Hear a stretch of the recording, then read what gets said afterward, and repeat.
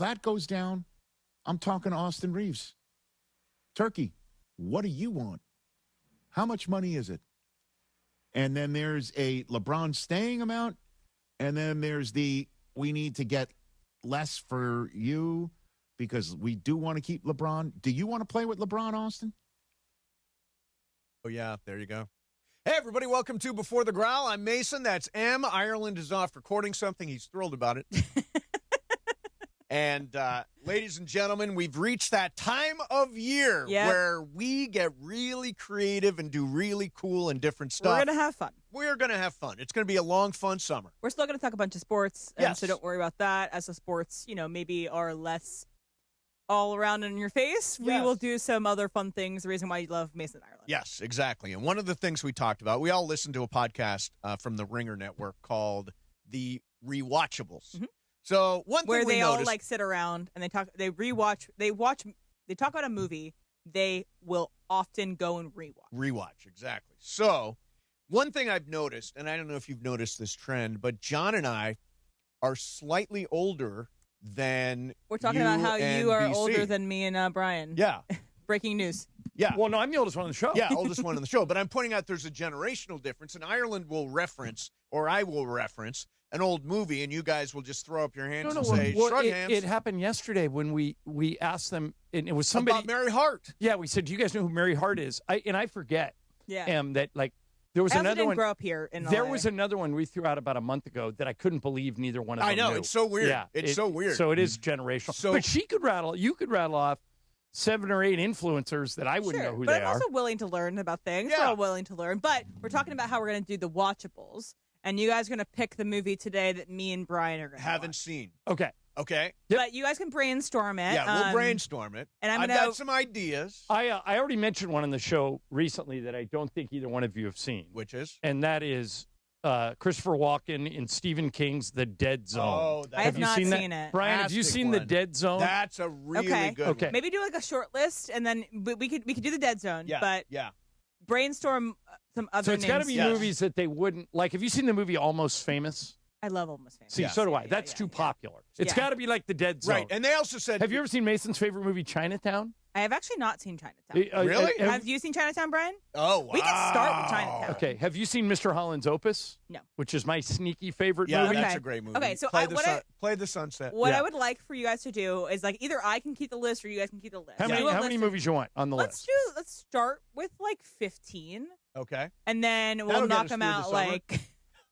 And because we'll only talk about one? One per week. Okay. Yeah. So I think we'll do... All right, I will come up with a list before Friday. Yeah. I will come up with a list of 15 movies, and I'll just send them to you. Right. And I think we do one for this week, and we announce it today so that people have enough time to watch it. So do we just want to commit to Chinatown? It's a good one to kick us off. I mean, Me and Brian both haven't seen it. It's one of the ultimate LA here's movies. Here's what I'll say about Chinatown, though. It was made in the 60s. 70, I feel 73. like I'll like it. 70, it was made in the 70s? 73. So it's a slow burn. It doesn't, movies now move. But I love 70s. Have you seen L.A. Confidential? Yes. Same Okay. thing. Yeah. L.A. Confidential, it has that vibe. And what I'm going to do, John, is I'm going to basically create 5 categories just like for rewatchables that we will do for every movie. Like MVP of the movie. Yep. Or there's a Deion Waiters award. Who Oh, this will be fun. Yeah, it'll be fun. So I'll figure out 5 categories that we can do for every movie. Obviously, Brian and I will have different opinions about the movie, or maybe the same opinions. Maybe. And we can do that either Monday or Tuesday. Yeah, what do you guys that's think? good. Yeah, That's good. over the summer. I like that. I also have another idea that I have to run by someone else first. Something we can do over the summer. I will talk to John Yu about it in the break. Yes. Okay. So they don't want to preview it if the person doesn't say yes. Correct. Exactly. Exactly. It involves cooperation from someone other than us? Yes. Okay. Yes. One other person. I'm sure this person will be agreeable, but I just got to double check with them first. So, I'll tell you what. Today, it's weird. We get to that point of the year where we turn on the creativity. I was just telling M, turn on the creativity. We're going to try anything. Are out. Yeah, try anything. Well, we're still in obituary time for the We are, Lakers. yeah. So we got the Rams schedule coming out tomorrow. Yeah. Yep. Dodgers, we always say the best thing for us is either they're really good or really bad. Right now, the Dodgers are really bad. Really bad. When everybody thought they were going to be really good. So I think when you really run into it is after the NBA finals. Okay. After the NBA finals. John, did you watch Rhode Island this week?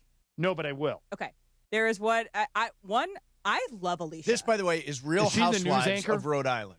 No, that's Rosie. I love Rosie. Okay. Alicia is the one who has the dolls. Okay. She's very. I think Alicia and Liz are my last two brain cells, just talking to each other. Right. Like they're very out there. Well, very that's like, do you watch kooky. Beverly Hills? I haven't. When Dorit on Beverly Hills speaks, I cringe. But the thing is, it's so fun. Here's the funny thing. Wasn't Dorit on Traders? Maybe. Probably. Alicia needs to be on Traders. If we were all out, well, not you for obvious reasons, but if if a bunch of guys were out and Dorit walked in to the bar or the restaurant we were at, we'd all go, "Wow, that girl's beautiful. I'd love to get to know her." And then she starts talking, and it's like, oh, God, where do I run? Really? I will say, it's not bad. Just wait for this episode because I think that what Ashley cries and Ashley cries if a ladybug gets killed.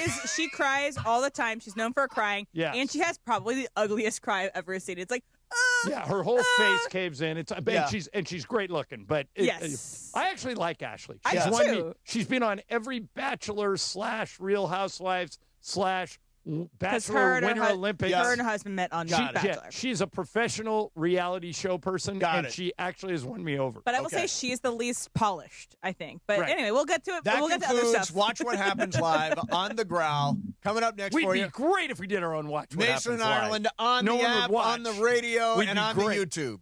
Yeah, and try our new Chili Crisp dumplings, paired with a premium or beverage drink, like our delicious Thai tea, both for only $5. Only at Waba Grill. It's for you.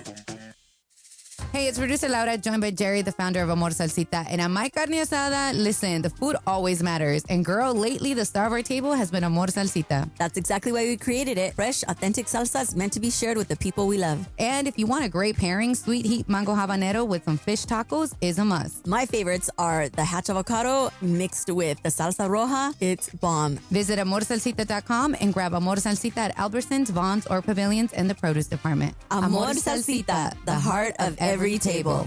Empower. Katie got a VIP box for the postseason. She worked with Empower to help her get good at money so she can be a little bad. She planned well and was able to bring the whole family. Who wants homemade egg salad sandwiches? Even Beth. Horseradish? Anyone? How about some tuna on rye? Aw, strike 3, Beth. Invest well, live a little. Start today at empower.com.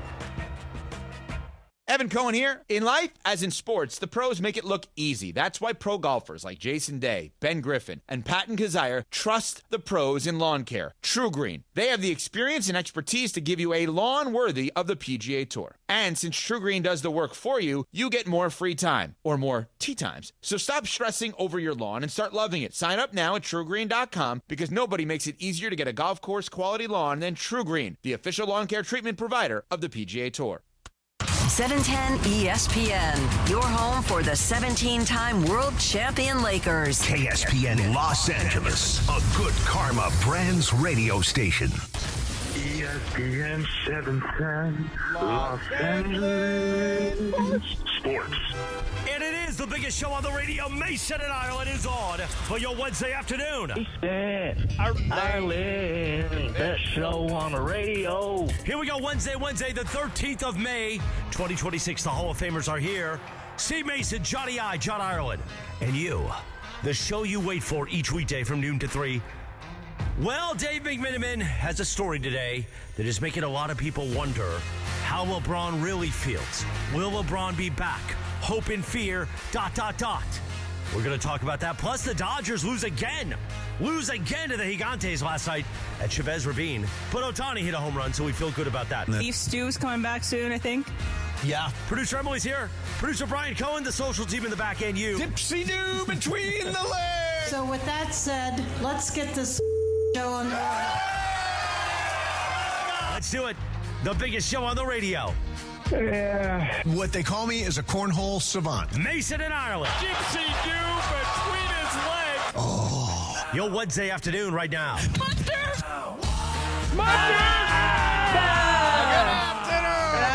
Monster, everybody. Yeah. So we just got this schedule leak. Tomorrow is all the NFL schedules coming out. Just got this leak. The first Thanksgiving Eve NFL matchup. It's going to be on Wednesday night? Wednesday night will be the Packers and the Rams. Where? on Netflix. Is that a home game or an away game? I forget. I don't know. I forget if that's home or away. I know they get the Packers on the schedule. The schedule's, by the way. It's at SoFi. It's at SoFi. I know where I'm going to be for Thanksgiving. Did I tell you guys? I'm waiting, Emily. I'm working on an email to send to you and Greg with all my vacation in it, and I have to wait until tomorrow because one of my best friends every year for the last 20 years has been going to Lambeau Field for the Packers season opener. And this year they've got 2 extra seats, so Lisa and I are going. I've never been. Oh, that's never very been cool. to Lambeau. I've never been there but either. I got to wait till the schedule comes out. To know when tomorrow, you're going. to know when the game is that we get to go to. Exactly. So, a I lot look of forward to the anticipation with email. that. So I want to throw something completely weird at you guys. I know we got other stuff, but I want to throw this weird at you because Juan is all over me. He's so pissed off at me, and let me explain why. I side with Juan. So I go to the Banana Republic store where I like to buy clothes and stuff. Okay. Okay. So I get up to and I probably spent like maybe $400. And they say to me, you can save 45% on your purchase if you sign up for the Banana Republic credit card. So I'm like, 45% is a lot. I'm going to sign up for the credit card. Mason. What? Your credit's going to get an alert. Yeah, this is what Juan said. My credit's going to get alerted that I've gotten a Banana Republic credit card. Why is that such a big deal? Because I saved 45%. Because you're opening up a new credit card. Ireland, does it make sense? Do you ever take them up on that offer? I could save 45% if I signed up for a Banana Republic credit card. Juan is so pissed off at me. Because you did it. I did it. And because I wanted the 45% off. Do you shop a lot at Banana Republic? No, but it's 45%. Well, then I think it's probably a waste of time. No, wait a minute. Almost half off. Isn't it worth it for almost half off? The person checking you out was probably like, no one's bitten on this in months. I know. And then I get the credit card statement, and the interest rate on a Banana Republic credit card is 28%. Well, that's why I wanted to mad at you. 28% on a credit card is insane. What? You're much older than me. I'm going to say much in because you should make this mistake about credit cards. Wait a minute. What is the mistake? I saved 45%. I saved almost half off. That's what they want you to think. That's what the credit company wants you to think. They want you to forget about this statement. They want to rake in money from your $200 or so you spent at Banana Republic. Yeah. This is not a sound financial decision, Mason. It is not. Yeah. Do you agree? As usual, Juan's right. PC, would you do it for the 45% off? Oh, 100%. Yes. and then come on. And then you could even pay with cash and then never use the card. And then bam. There you go. You don't got to pay I anything. don't think that's how that works. That's not allowed, but okay. I've done it before. Okay, so PC's done it. Are there any perks besides just the one-time 45% off? No, none. It's just the 45% No off. travel points. No. Okay. And Juan looked at me and said, we have money. You don't need 45% off and a Banana Republic He's not credit wrong. card. That's also true. It is weird how and what this is, it's a bait and switch. So you buy something at Banana Republic, you forget to pay the bill for a month, and boom, they got you. Boom, they got you. They got you hooked. I will say, does it work at other stores? But I guess we'll guess. Worked at the Gap. You have money. You also don't need to purchase things at Old Navy and the Gap necessarily. What do you mean? Where do you think I'm getting my clothes? Like designer? I'm getting my stuff from Amazon and Banana Republic. Okay. Well, I don't have a fancy designer like Ireland. Is it true you only have one suit? It is 100% true. I call it the funeral suit. When I need to go to a funeral, I've got a suit Brian, ready do you have more to than go. one suit? I got two. All right. By the way, and I do not own a tie. I deliberately gave all my ties to Goodwill. I probably have, left over from my days as the Lakers sideline reporter, I probably have 15 suits. 15? Wow. Yeah. And probably 50 ties. Yeah. I mean, you wear suits when you call games, don't you? At home, I do, yeah. I'd wear a suit without a tie, and then on the road, I wear a sweater or just something comfortable. Right. And then if I ever went back on TV, I'd go back to wearing a suit. Go back to wearing a suit. I don't know. I kind of miss the. Well, Billy Mack would dress down if Stu would agree to dress down, but Stu never will. Stu's a clothes horse. Stu is very serious about his Michael outfit. Yeah, might even turn down the TV job if they told him he had to wear a suit. Yeah, I cannot imagine a suit with Zubas. Yeah. So interesting article from Dave McMenamin, and he's going to be with us here in a little while. One of the things he reported in this brand new piece on ESPN with the headline, "What LeBron Needs to Return to LA and Why It's Not Simple." One of the things he points out is an interesting story that when LeBron won, when the Lakers beat Cleveland, this is back on January the 28th, it was the 1,229th win of LeBron James' career, moving him past Kareem Abdul-Jabbar for most victories by any player in NBA history. At the same night, Luka topped 15,000 points.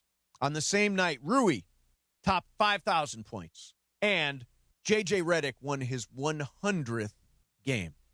So J.J. apparently saluted everybody, called everybody out, talked about all the accomplishments, and then Rob Pelinka gave the basketball to J.J. Redick for his 100th win. And apparently LeBron was like, and it wasn't like terrible, but he was irritated by this whole thing. Does that make sense to you? I know LeBron has an unbelievable memory. Yep. And like great players like Kobe and Michael Jordan, those guys operate on slights. Yes. And I got to say that I saw this was all filmed by the Lakers.com crew, and so you can watch it. And I didn't pick up anything unusual about it. I didn't see anyone being unhappy. I guess Dave's going to join us today at 1:30. Dave talked to LeBron about it and got into it. Well, it sounded like he talked to somebody in LeBron's camp. Yes, correct. And I'll just say this. I woke up this morning, and I was thinking about what you said yesterday, that you are now convinced LeBron will not be a Laker next year. I am convinced. And I've always felt in the back of my mind he is coming back, and he is coming back to play for the Lakers. Mm-hmm. But I started thinking about what you said, and I started running the numbers again. And I thought, this might not work. Yeah. He could go somewhere else. He gave the Lakers 8 years. Yep. I think we've chronicled on this show, probably more than any show in the country, the underappreciation that I believe he gets from the Laker fan base, that half the fan base doesn't want him here, right? Which is just the most ridiculous thing ever. But it's true. Beto puts up with it every night on the postgame show. Right. We put up with it on Mason. You've heard it. Yep. We had that one woman call last week and just rip him for 3 minutes. We've done LeBron graffiti where just people call in and complain about LeBron. So if you add that, hold on. Yep, no worries. If you add that to what? The fact. Oh, there you go. The fact that he could call his own shot. Yes. He's an unrestricted free agent. Yep. And another team might offer him more money than the Lakers can offer him. And for the very first time this morning at about 7 a.m., I thought to myself, I may have called LeBron's last game as a Laker. Huh. I hope I didn't. Yeah. I really want him back. He makes the games way more fun. He gives us a better chance to win. You guys are all sick of me telling you how much I like LeBron. But if I was treated the way he's been treated, I'd think about leaving. See, treated the way he's been treated. Right. Specifically, the fans... that. Not appreciating anything that he does. So, I'm going to mix articles here a little bit because there's an interesting take from the other article was Dennis Dodd Jr. Dennis Dodd Jr. No, it's David Dennis Jr. David Dennis Jr. Yeah, Sorry about that. He was the guy that used to be in Around the Horn. Yeah, and he writes on Anscape. So he was saying today that the reason why LeBron James is so controversial, is such a lightning rod, is so polarizing, is because he played in the hot take generation where announcers went on and said, yeah, but LeBron shouldn't be. He grew up in that generation, and that's why people are so divided on him. Do you think that holds water? Absolutely. Troy Aikman was talking about it yesterday. Troy Aikman came in studio with the Get Up guys. Oh, nice. And they said, they were talking to him about Josh Allen. Mm-hmm. And Troy loves Josh Allen. He's a huge fan of Josh Allen. Thinks he's like one of the best players in the league. And he is. And he said, Greenberg said to Troy, how do you think Josh Allen's handled his failure to this point in his career? Because you failed early. People forget Aikman's first year, they were 1-15. Right. And he said, Mike, it's different for Josh than it is for me because I grew up in the era of no social media. Yep. I didn't have to. He goes, I just put blinders on, and the only people that I talked to were my family, my coaches, and my teammates. Modern athletes hear it from everybody. Yep. And especially over the internet. And there are a lot of people that are keyboard warriors. Sure. That say a lot of, that's my contention about the YouTube chat. Yep. That craps on Emily and craps on Laura and treats everybody terribly. And it's because they don't have to face them face to face. Sure. And so when you don't have to face somebody face to face, yep, you feel emboldened. You get what J.A. Adonde used to call Twitter muscles. Correct. And I think that there is something to what David is saying. Right. Yeah, I do buy that. And I also think, by the way, we watch shows where it is just people yelling at each other over stuff, over trivial stuff. Right. Didn't you find it interesting that when ESPN was recruiting Steve Kerr, one of the things he asked for was that I don't want to go on any of the hot take shows? Yeah, I get it. I get it. You know, Barkley only has to go on when he wants. They can't tell him what to do. Right. I find that there is I don't know how those people, I mean, I guess they're just unhappy. The people on Twitter who say all this stuff. That all they do is rip people. Yeah. You know, rip other people. And that's their whole day. And if you go down the rabbit hole and you go into their timeline, it's not just LeBron that they're ripping. Right. They want LeBron fired, Rob fired, JJ fired, everybody fired, because why? They're unhappy. Yeah, I mean, I get this. There was a social media post that went up yesterday. By the way, Mason Plus, brand new episode is out.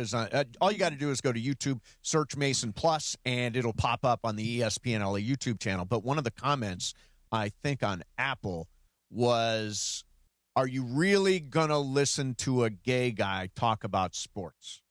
I'm like, who are you? And I go and I look at it. He's got 9 followers. Right. So I, in no way, am going to respond or amplify or do any of that, react in any way. I've told this story a lot on the air, Brian and Emily. I don't know if you've heard it, but years ago, right when we got started, there was the first iteration of Mason and Ireland was in San Diego. Yes. And there was a media columnist in there named Fritz Quint. And he wrote an article about me that had 10 things that were false, like just completely made up. And I wrote a scathing retort to him, and I said, boy, this is pretty bad. I want to send it to somebody before I send it to him, and I sent it to you. Yep. And you called me, and you said, I got to tell you. He goes, who's Fritz Quint? And I went, no, it's just right. He goes, who does he write for? I go, I don't know, San Diego, something to do. He goes, and you said, exactly. Yes. He goes, you're giving this more oxygen, more fuel than if you just did nothing. Yeah. So you talked me into doing nothing, and I'm glad I did. Yeah, exactly. By the way, you know, I remember Fritz Quint. So I was working at the Mighty 690 when I first came out here in 1992. I was doing morning drive, and it was they stuck me with a guy named Dan Butts or the Butts Brothers. The Butt Brothers, they were called. Brian, why are you laughing? They were my co-hosts. It's funny. No, they were Dan Butt, B-U-T-T, and Bob Butt, B-U-T-T. The Butt Brothers and Mason. So we get to like June, and I go home for summer vacation. Yeah. And I get a call while I'm on vacation from Fritz Quint, and he says, I want a comment about Mighty 690 moving you to 7 to midnight. That was the first I had heard about it, was from that friggin' Fritz Quint. And the station didn't tell me first. By the way, that sounds like the station. Yeah, it does sound like the station. By the way, I wonder where the Butt Brothers are today. You think they're still working? I don't. Boy, they were barely working when I was with them. Yeah. I want to bring back to this LeBron stuff. Yes. And I think the interesting thing is not just like if Lakers fans, if LeBron deserves to feel slighted by them, but this article made me realize that I can understand how LeBron could feel slighted by the Lakers organization. We can talk about that next. We'll get into that coming up next. Mason in Ireland. I was going to say somebody's in for Ireland, but nobody is. Not yet. Full house today. 710 ESPN. And it is the 15-minute mark right here on 710 ESPN. On the all-new ESPN LA app and on YouTube at ESPN Los Angeles. The 15-minute mark on 710. Fueled by Valvoline Instant Oil Change. You know, in that time it took to hear your favorite takes and all that fun and frivolity, you could be pulling out with a fresh oil change. No waiting, no appointment, just in and out in about 15 minutes. Bam! So you've got more time for what matters. Visit SoCalOilChange.com. In just 15 minutes, you can boost your vehicle's performance and save money while doing it. Visit SoCalOilChange.com now for value pack coupons and keep your car and your wallet running strong. The 15-minute mark on 710, made possible by Valvoline Instant Oil Change. Hey guys, the regular season is wrapped and the NBA playoffs are finally here, and there's no better way to cash in on the high-flying hoops action than Prize Picks, a preferred partner of the NBA. Every bucket, every dime, and every win means more when you're playing on Prize Picks. So don't pass up your next shot with Prize Picks and get $50 instantly in lineups when you play your first $5. And right now, it's the Do It Live 2026 NBA Finals Sweepstakes. Pick live squares during NBA playoff games, and you can win a trip for two to the NBA Finals. To enter, you just make a $5 lineup with at least one live NBA player pick during any part of the 2026 NBA playoffs. Live player picks are picks made after a game is already in progress. So do this. Download the Prize Picks app today and use the code CAPPY, K-A-P-P-Y, to get $50 in lineups after you play your first $5 lineup. That's code CAPPY, K-A-P-P-Y, to get $50 in lineups after you play your first $5 lineup. Prize Picks, a preferred partner of the NBA. At University of Maryland Global Campus, we know you're no stranger to setting big goals, whether in school, at work, or in life, and you're ready for more. At UMGC, we offer the skills-based education you need to move your career forward. Learn how to apply AI, data science, and other emerging tech, plus gain skills in leadership and critical thinking. You've come far. Succeed again. No application fee if you apply by June 1st. Learn more at umgc.edu. Certified to operate in Virginia by Chev.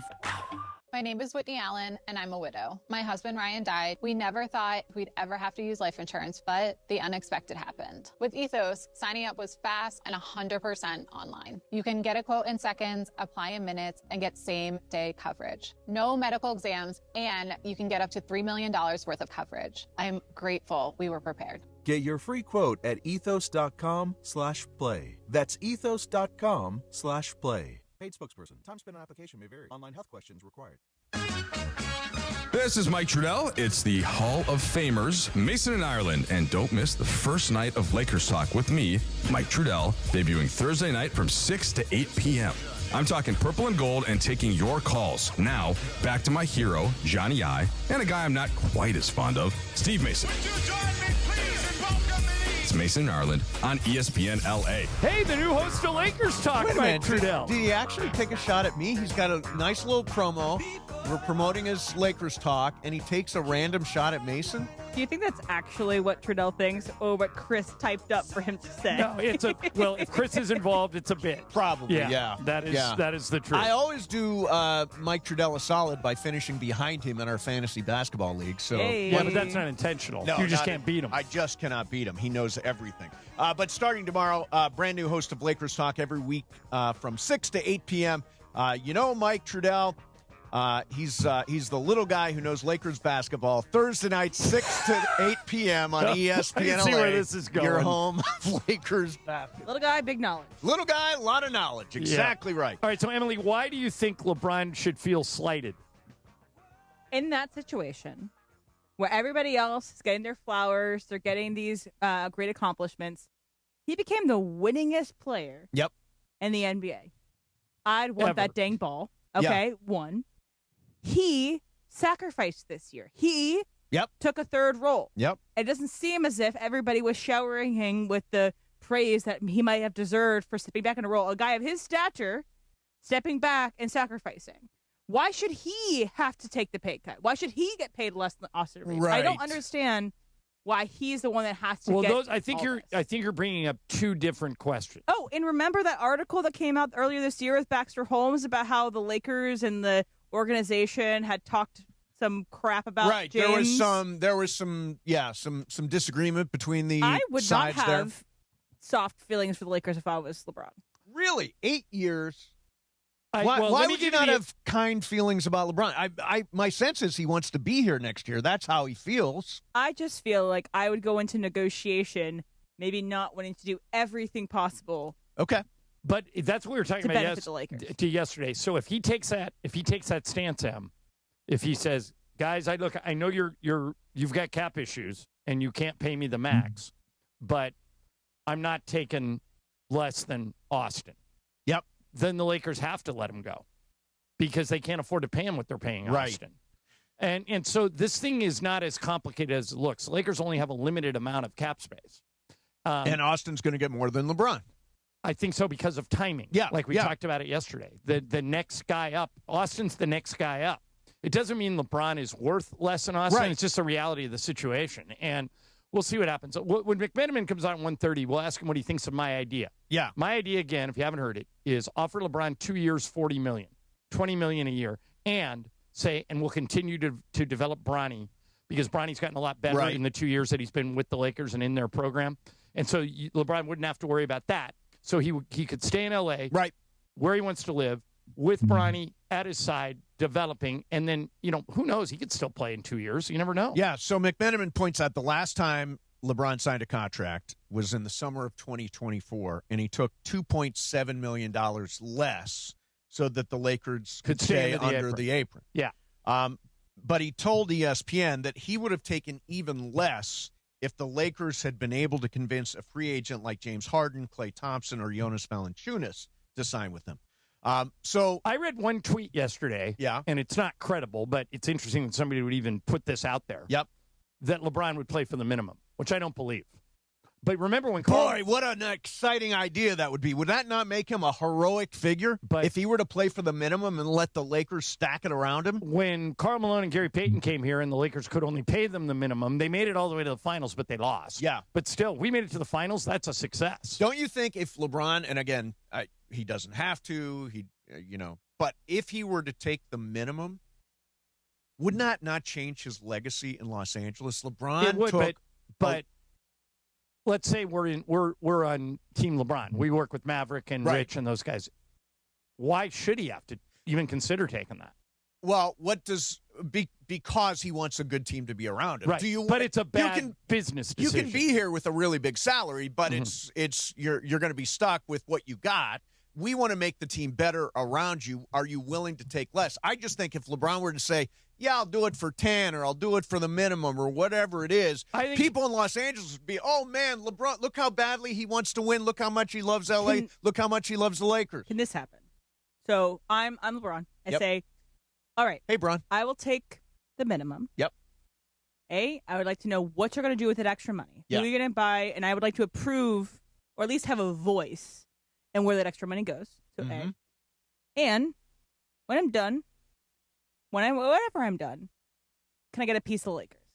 Yeah. That's a non-starter. That's probably not happening. He wants to be an owner. Well, it's a violation of the Sally Crap rules. But, if the Clippers did it, nothing would happen to them. If it's a handshake deal, that's what they took 5 first-round picks away from Minnesota for a handshake. You're not deal. even allowed to shake hands. You can't. If you shake hands, you lose picks. This NBA didn't do anything to the Clippers. But by the way, and because the NBA didn't do anything to the Clippers, people like this, like Emily, just came up with the idea. It's not a terrible idea until we find out if there's any punishment for circumventing the cap. And you know what? They can be F them picks or, whatever. Mark Walter can take it. Say, hey, yeah, LeBron, you can be basically what Magic Johnson is to the Dodgers. Yeah, it would be interesting. Magic obviously was, when Magic got his piece of the Lakers, where was he in terms of his career? He was retired. Jerry Buss did that for him, I think, when he got sick and said, I'm going to give it, first of all, I'm going to give you a $25 million contract, and to take care of your family, I'm going to give you a percentage of the team. Yes. That's how much Magic meant to Dr. Buss. When Mark Walter and Stan Kasten were going to buy the Dodgers, they say, we need a face that Los Angeles will accept us. They talked Magic into doing it, and Magic had to give up his Lakers shares and sold them to Patrick Soonshaw. Right. And by the way, today's the 30-year anniversary of when Magic officially was retired from the NBA. Oh, 30 years. Exactly today? Yeah. What do you got a confused look on your face, John? Yeah, I don't believe that's true? Well, when do you think of Magic retiring from the NBA? I think of him retiring when he was diagnosed. Right. Yeah. That's not this. No. This is when he remember he came back briefly for this is the final official retirement. I don't really consider it's kind of like when Hakeem Olajuwon finished his career in Toronto. Right. Patrick Ewing was in Seattle.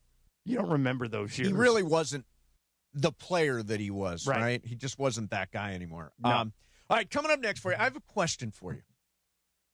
Do you think, and don't answer, do you think that if LeBron only played 8 years in his career, and it was the years that he played for the Lakers, Could he be a Hall of Famer based on just those 8 years? Okay. We'll do that coming up next. Mason and Ireland, 710 ESPN. The black and gold hit the road looking to build momentum before the World Cup break. It's the goal line, so from David Martinez! Today, Los Angeles Football Club battles St. Louis City in the first of a 2-match road trip. It's a last little sprint before the break. It's not easy, but we have to be strong. LAFC hope to stack points as the MLS season races towards the summer pause. LAFC versus St. Louis. Pre-game coverage starts today at 5 p.m. on the ESPN LA app and on 710 after DeMarco and Travis. When it's game time, there's no room for hesitation, and you better believe GM John Good will make you a great deal at George Chevrolet. Whether you're rolling in a power-packed Silverado, loading up the family in a spacious Chevy Traverse, or going all-electric, John Good has the great deal you want at George Chevrolet. Amazing pricing, zero pressure, and the next-level Chevy vehicles you want are at George Chevrolet, conveniently located off the 91 at Lakewood in Bellflower. Or shop at georgechevy.com. Chevrolet, together let's drive. Hey everybody, summer is calling and I want you to snag early savings at SeaWorld San Diego while they last. Take the plunge into the brand new Shark Encounter opening May 22nd where jaw-dropping shark species await. You can even feed the sharks. Then catch big laughs in Sea Lions tonight and gear up for splash-filled fun at the all-new Dolphin Adventures. Plus, get pumped for headlining concerts featuring Ying Yang Twins, Soulja Boy, Paul Wall, Skillet, and more, all included with park admission. Tickets are just $59.99. Hurry, this offer won't last long. Harry Douglas here. I don't wait for birthdays to celebrate. I grab Confetti Craze 5-Hour Energy. It tastes like rich vanilla birthday cake with buttery funfetti goodness. Seriously, it's unapologetically extra in the best way. And it's sugar-free, so I get all that cake flavor without the guilt. It's tiny, portable, and ready for whenever I need a quick boost. I keep one with me because you never know when you'll need a little party energy. The Funfetti flavor is back on 5hourenergy.com or on Amazon. Crack open a Confetti Craze 5-Hour Energy shot today. Michelle Smallman here. PayPal is now the official peer-to-peer payment sponsor of the NFL, which means all the money moments that fandom creates, whether splitting tailgate costs or chipping in on tickets and game day food between friends, are covered. Wherever the game is played or watched, PayPal moves with fans. You can send money through text, email, or directly to your friends with eligible accounts on Venmo. Just download the PayPal app and share all the moments that matter. Account with PayPal is required. Not available in all regions where PayPal operates. Steve Mason and John Ireland. I'm not a prude. You are. I'm not. The OGs of LA Sports Radio. I do not believe I am at all prude. I'm like the least prudish person you know. Mason and Ireland rolls on.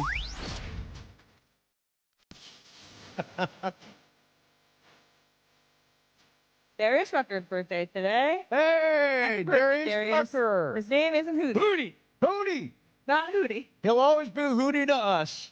Man, he had a moment, and then he went on to have a big country career. Mm-hmm. He still got it. Happy birthday, Hootie. All right, John, this is something interesting that M pulled up about LeBron James. And, you know, LeBron James has gone 8 years in Los Angeles. He's been in L.A. longer than any stop in his career, and who knows, it Which could is extend. kind of surprising. Yeah, it could extend to next year. There is an argument that LeBron James, if the only 8 seasons he ever played were here with Los Angeles, and you took just his Laker years, could he be a Hall of Famer based on these 8 years? 100%, and it's not even debatable if you look at what he did. 6 playoff appearances, 2 trips to the conference finals, 1 title. Averaged 25, 8, and 8 the whole time. 8 All-Star appearances. Yeah, oftentimes the leading vote getter in the league. Yep. It's not even just debatable. based on these 8 years. Yeah. I think he would be a Hall of Famer. Yeah. Matter of fact, any of his stops, he would be a Hall of Famer just on the Cleveland years, just on the Miami years, right. And he's only there for 4. Right. But he dominated, won 2 MVPs, and then the 8 Laker years, he'd be put in 3 times. Somebody sent me a stat the other day.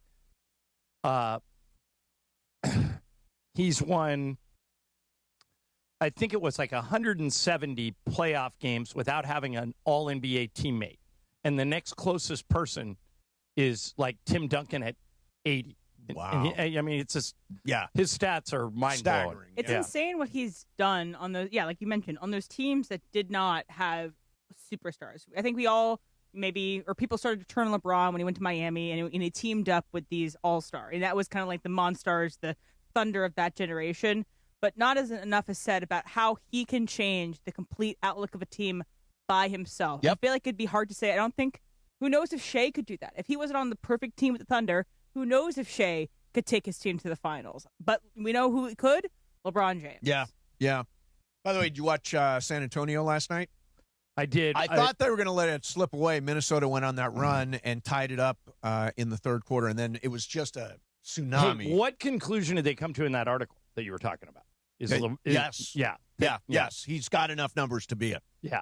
To do it just based on these 8 seasons is the contention. And I agree with it. It compares favorably to guys like JoJo White, Joe Dumars, Mitch Richmond, Earl Monroe. Those guys, again, all-star appearances, 8-year careers, and LeBron surpasses all of them without question. Is the Basketball Hall of Fame too easy to get into? Some people think so. It includes international performance. Yeah, the baseball's the hardest. Yep. Football's second hardest, and basketball probably comparatively is third. Yeah. So Spurs last night. I'm rooting for the Spurs. I'm adopting the Spurs. I love Wemby. He scored 17, I think, in the first quarter last night. They got a chance. I think Oklahoma City's a little better. I go back. If you go back and pull old shows, half the time I said I'm picking the Spurs. Half the time I said I'm picking the Thunder. I think it's a coin flip. Yeah. They're both great. Boy, I'll tell you who's a player. Dylan Harper is a player. Man, he's good. And doesn't even start. Yeah, I know. I mean, yeah, those two teams are just loaded. Yep. Both of them. And Keldon Johnson won 6th Man of the Year, right? Yep. Great last night, scored 21 points. Julian Champagne's another, our buddy Daryl Morey got fired yesterday. Yes. And one of the reasons Daryl got fired, I think, is all of the great players he let walk out the door. I think the main reason he got fired is the Embiid contract. Yes. But, you look at Champagne, you look at Jared McCain. You look at there's like 3 or 4 other guys that he just let walk. Yeah. And so I think it finally caught up to him. Yeah. I think the era of like 3 you can't just chase stars now. You can't just chase stars. You need to have depth. And I think when you invest as much as you did into a guy that gets hurt all the time, you're kind of putting your franchise on the ropes, and that's exactly what happened with Daryl. Which is why Giannis Antetokounmpo might not be the best option. Why?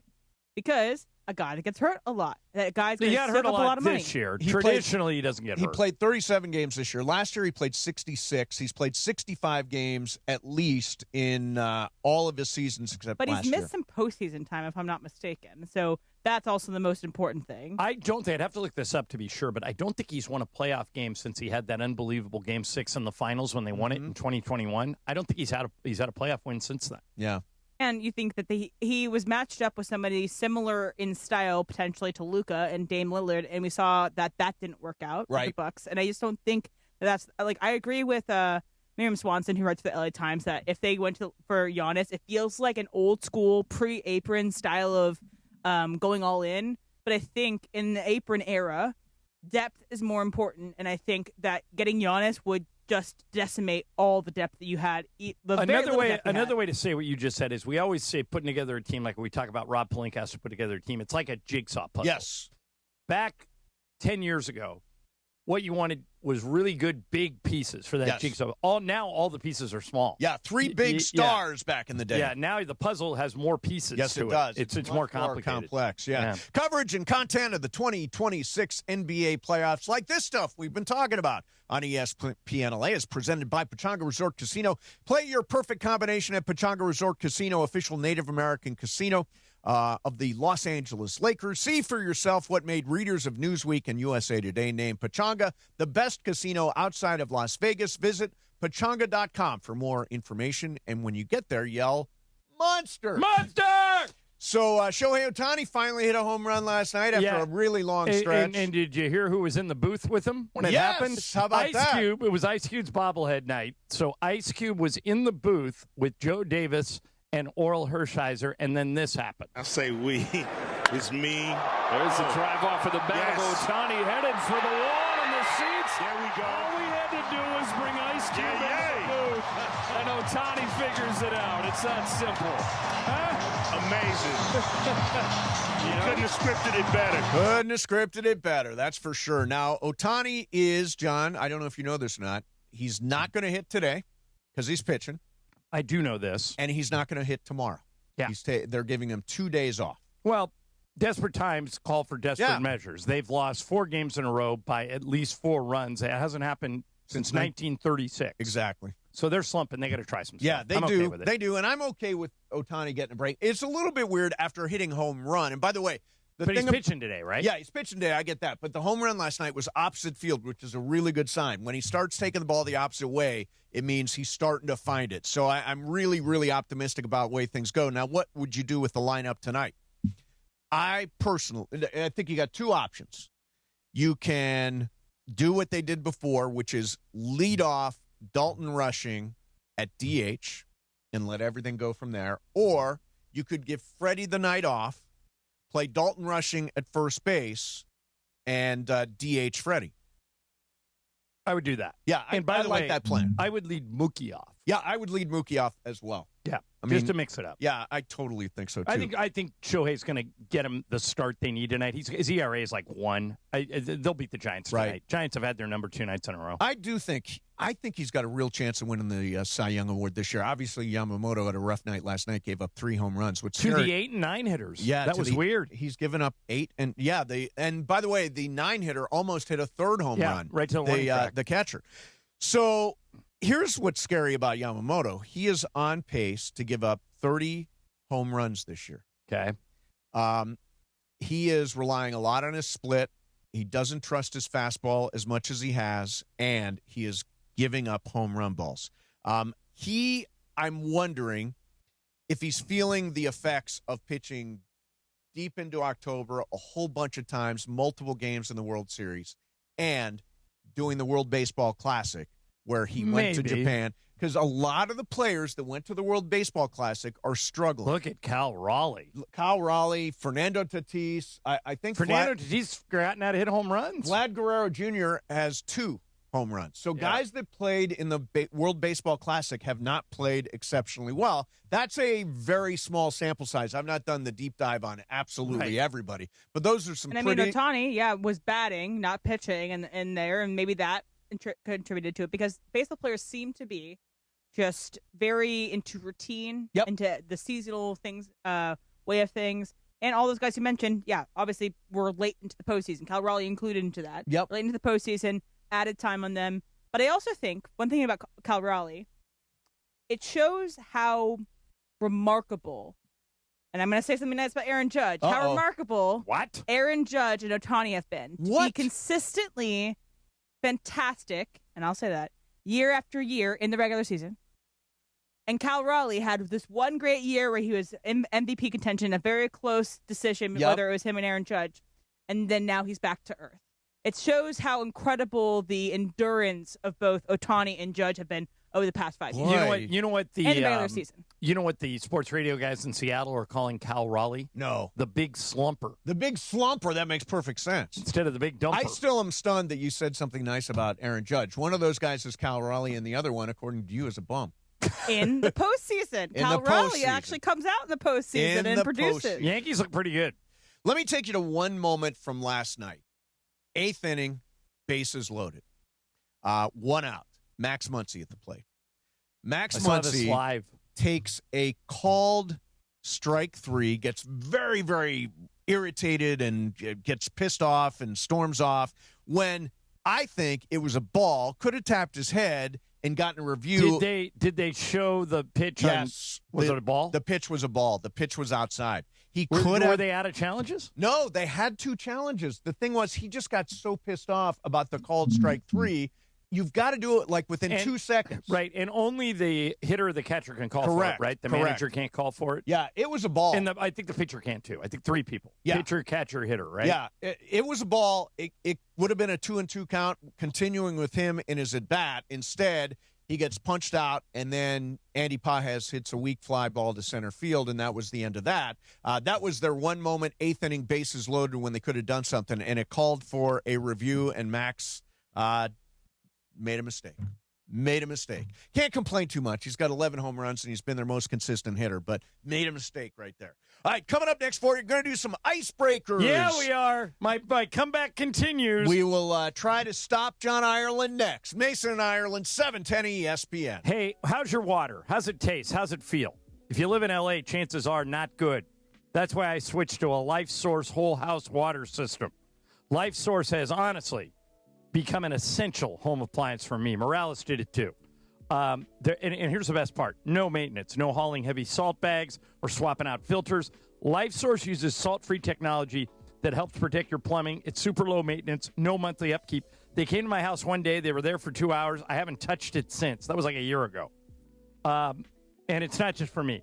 Life Source has been around since 1984, trusted by over 250,000 homes, more than 4,000 five-star reviews. So call Life Source Water, their California factory, at 800-WATER-99, 800-WATER-99, or visit lifesourcewater.com. Right now, they'll give you factory direct pricing and free installation for a limited time.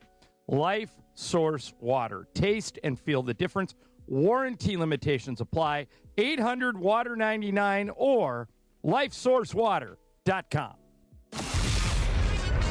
What's up, ball knowers? It's your favorite Lakers Southern reporter, Mike Trudell. The season is in the books, and it's time for a new chapter of Lakers talk on ESPN LA. Join me for 2 hours of talking purple and gold this Thursday night from 6 to 8 p.m. I'll be live and taking your calls. It's Lakers talk with me, Mike Trudell. Thursday on your home of Lakers basketball, ESPN LA. It's Bethel Duran, and you know how much I love my Toyota. And right now, the deals are sizzling at Northridge and Wondries Toyota. Get a brand new 2026 Camry for just $389 a month for 36 months, $4,999 due at signing, or finance for just 4.99% APR for 60 months. What about a brand new Tacoma? I'm thinking of doing this. You can lease for just $279 a month for 36 months, $4,999 due at signing, or you can finance for just 2.99% APR for 48 months. In the 818, go see NorthridgeToyota.com. In the 626, WondriesToyota.com. This is the story of the one. As a maintenance tech at a university, he knows ordering from multiple suppliers takes time away from keeping their arena up and running. That's why he counts on Grainger to get everything he needs, from lighting and HVAC parts to plumbing supplies, all in one place. And with fast, dependable delivery, he's stocked and ready for the next tip-off. Call 1-800-GRAINGER, click Grainger.com, or just stop by. Grainger, for the ones who get it done. Less than 4 in 10 kids aged 6 through 12 are playing sports regularly. 4 in 10 kids? Let it sink in. Just 4 in 10 kids. ESPN is building a nationwide coalition powered by Disney called Take Back Sports, with the purpose of training more coaches, expanding access, and creating community-driven sports programming that puts kids and fun first. We're working on that story. We hope you'll join us. Visit takebacksports.org to learn more. Oh, it's Icebreakers time. Oh, right, that's right, the big voice guy. Listen to Mason and Ireland, weekdays noon to 3 on ESPN LA. Exactly right. Time for Icebreakers on Mason and Ireland. Icebreakers made possible by Blue Ice Vodka, your fit-friendly vodka with no sugar added, 64 calories an ounce, and keto-friendly. Let's do it. Icebreakers, presented by Blue Ice Vodka on Mason and Ireland. Take it away, producer Emily. All right, John chipped into his deficit, the lead of everybody else. You have minus 20. Okay. And then he got it on the first guess yesterday. I started at minus 35. Mace, you have 18. Okay. Brian has 4, and I have 0, and others have 11. All right, so I'm 38 points back with a couple of weeks ago. All right, let's do it. 10 points. I was born in 1980 in the West Country of England. My parents met while they were in school, but my parents both died when I was young. For 9 points. I've been famous since I was a baby. I've been famous from a very young age. For 8 points. I'm an incredibly naturally gifted athlete. Naturally gifted athlete. Okay. For 7 points. After I left school, I began my work in the Special Police Force, where I investigated, tracked down, and apprehended criminals. So it's somebody famous who was working as a cop. Okay. For 6 points. One time, on my cousin's birthday, I locked him into a tank with snakes at the zoo. Oh, jeez. Doesn't throw me at all, but... Huh. For 5 points. I have a very prominent and identifiable scar, and I married my best friend's little sister. Brian. Go ahead. Harry Potter. It is Harry Potter! I thought it was fictional about halfway through that. I'm not. I'm Come not. on, guys. I've never seen a Harry Potter movie. By the way, I'm going to see my first Harry Potter movie at Cosm. That is one of the hints that I had here. Yeah. That the story of my first year in boarding school is showing at Cosm in shared reality. Shared reality. Exactly the way I like to say it. Would you guys have gotten it if I said they call me, which is the 4 point, the boy who lived? No. No. I've never seen. If you ever do anything Harry Potter, Lord of the Rings, I won't get. And if you do Star Wars, I only saw the first 6. Okay, but I feel like the boy who lived is in the pop culture. Kid's got a lightning bolt on his head. I would get it. That's the identifiable scar. Yeah. Oh, I know, but be more specific. It's a lightning bolt. What's the name of the school? I would get that. Hogwarts. Hogwarts. Yeah. If you would have said the word Hogwarts, I would have gone. I would have done it after 5, maybe. Yeah. So, Okay. there we go. Anyway, Brian wins. Way to go, Brian. All right, Brian. Congratulations. And it's brought to you by. It's brought to you. Yeah. Go ahead, Em.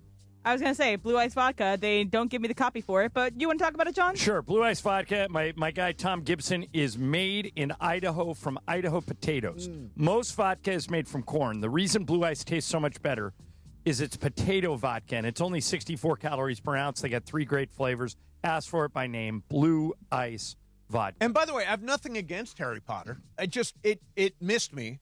But I'm really excited. Are you guys in to go see it in shared reality, the first Harry Potter movie at Cosm? Sure. Brian? I've seen it 100 times. I'd be down. I have seen it a lot. I've never seen it. I'm excited. Shared reality. I think the coolest scene is going to be so you've never seen it before, but the way in which you get invited to Hogwarts is through a letter. And a letter that's delivered by an owl.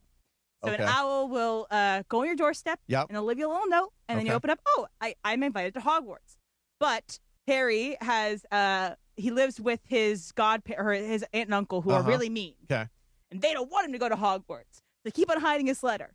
But eventually Hogwarts sends like hundreds and hundreds of owls to make sure that Harry can go to get to Hogwarts. There you go. So it's like the whole scene, though, is like him reaching up for these letters and like a whole room full of letters. I think that'll be really cool at Cosm. Yeah, I'm sure it will be. I saw The Matrix there. Bullet time is just amazing. Amazing in shared reality. All right, so very sad and tragic passing yesterday. It is. It's sad, but it would be hard to leave more of a legacy than Jason Collins did. He passed away yesterday at the age of 47. So a little background here for you guys. When I was a TV reporter at KCBS KCAL, and the Collins twins were at Harvard Westlake. Yep. They were the 2 most heavily recruited people in the country because they told all the schools, wherever we go, we're going together. So you didn't get 1 7-footer, you got 2. Mike Montgomery at Stanford is the one who eventually landed him. But I went and did this story, and I interviewed Jaron and Jason, and I interviewed their parents, Paul and Portia. And I was struck by just how nice all of them were. Yeah. They just like completely down to earth. Their lives were about to change. They were about to become universally famous. Yep. And they were completely unaffected by it. So they go to Stanford. They lead Stanford to the Final Four. Yeah. And then they both turn pro and both go into the NBA. And I start working in the NBA, and the guy who sat next to me on the Laker plane for 10 years is a guy named Jared Stacy, who now runs global sports for Amazon. Mm-hmm. And I come to find out that when Jared was at Stanford, he lived across the hall from the Collins twins, and they all became best friends. Yeah. So, Mace, whenever we were in a city where Jason or Jaron was playing, because I was friends with Jared Stacy, he would always invite me to come along, and these guys would take us to dinner, and they were rarely on the same team. I don't know if they ever played in the same team. So, we would go see one of them in Utah and go see the other one in Atlanta. And I've never picked up a tab, and they would just tell me stories. And they were so ridiculously nice, and they talked about how fortunate they felt like they were. And then, unbeknownst to any of us, Jason announces that he's gay while he's an active player. Yes. Which took an incredible amount of guts. 2013, 2014. Yeah, right. Yeah. In 2014, he was featured on Time magazine as one of the 100 most influential people in the world. Yeah. And when you talk to him, he never changed. In a lot of ways, it reminded me of you. You told me that when you came out, you said, I'm hoping that I can come out, be accepted, but that I'm not going to be known as like the gay talk show host. I'm just going to be known as another talk show host who happens to be gay. Yes. And that's what he would say. I agree. He would say, I don't want to be known as, I don't want my legacy to be that I was the first gay athlete to come out, but I want it to be, I want to blaze the trail for other gay athletes if they ever want to come out to say, see, it can be done. And the reaction to him was very similar to the reaction to you. You were expecting the worst, but you got the best. Exactly. So did he. Yeah. And so he was diagnosed with brain cancer last year, and he had a lot of money from playing in the NBA, so he flew all over the world. Another sad element to this is him and his boyfriend got married last year in Austin, Texas. Mm-hmm. They've never been happier. Their lives were just starting out. Yeah. And now he's gone. And I feel so bad for Jaron and for Paul and for Portia, but if you think about a guy who lived to be 47 and left that imprint on everybody he met and touched, that's a win. Yeah. You're right. It's incredibly sad. He's gone way too early. But, man, did he make the most of his time when he was here. Yeah. Good for him. So he came out, it was 2013, 2014. It was during that season he came out. And Coached by Jason Kidd, who wrote a nice thing about him yesterday. Yes, he did. Now, I was not out at that point. And I thought it was a really interesting kind of test case. Right. Can I say that? Trial balloon. Trial balloon. And I thought, you know what? He seemed to come through this okay. And so 2 years later is when I decided to come out. And had he not... 2013 Sports Illustrated cover story. 2013 is when he did it. Had he not, I might have been much more hesitant about coming out. But seeing the reception he got from the world made me think, okay, yeah, I think I can do this. Now, my experience with Jason Collins, as I told you before the show. This is good. He was the coach of our celebrity basketball team when we played down here at LA Live, and I had the famous Mace plant. So Jason was great. He was terrific. And I, of course, took the Corey Maggette fouled me so hard. Didn't touch you. Ridiculously hard foul. Zero contact. I went down. I braced myself as best as I could, but I did crack my face into the pavement. And I had to, and I was like, I'm going to stay in the game. I'm not going anywhere. So I get up and I start running down the other end of the court. And then I look at Jason and I start pulling on my jersey, like, get me out of here. Get me out of this. My head was spinning. So Jason's the one that pulled me out of the game and let me come back to start the second half. And if you asked me to explain who Jason Collins was to somebody who never met him or didn't know him, what I would say about him is he was uniquely comfortable in his own skin. 100%. He was willing to talk about anything. He was willing to put up with a little bit of taunts and then try and go walk over and explain to somebody why that maybe isn't the best use of your time. Yes. His brother, Jaron, who's been a long-time assistant in the NBA, he most recently was in New Orleans. They're revamping that staff, so I don't know if he's going to stay. Right. Jaron's wife, Elsa, was Chelsea Clinton's best friend at Stanford. Oh, wow. So from the time the Collins twins got on the Stanford campus, they were comfortable dealing with NBA players, world leaders, everybody. Yeah. And so Jason was, in a strange way, the perfect candidate to take up a cause. I always say that about Magic Johnson.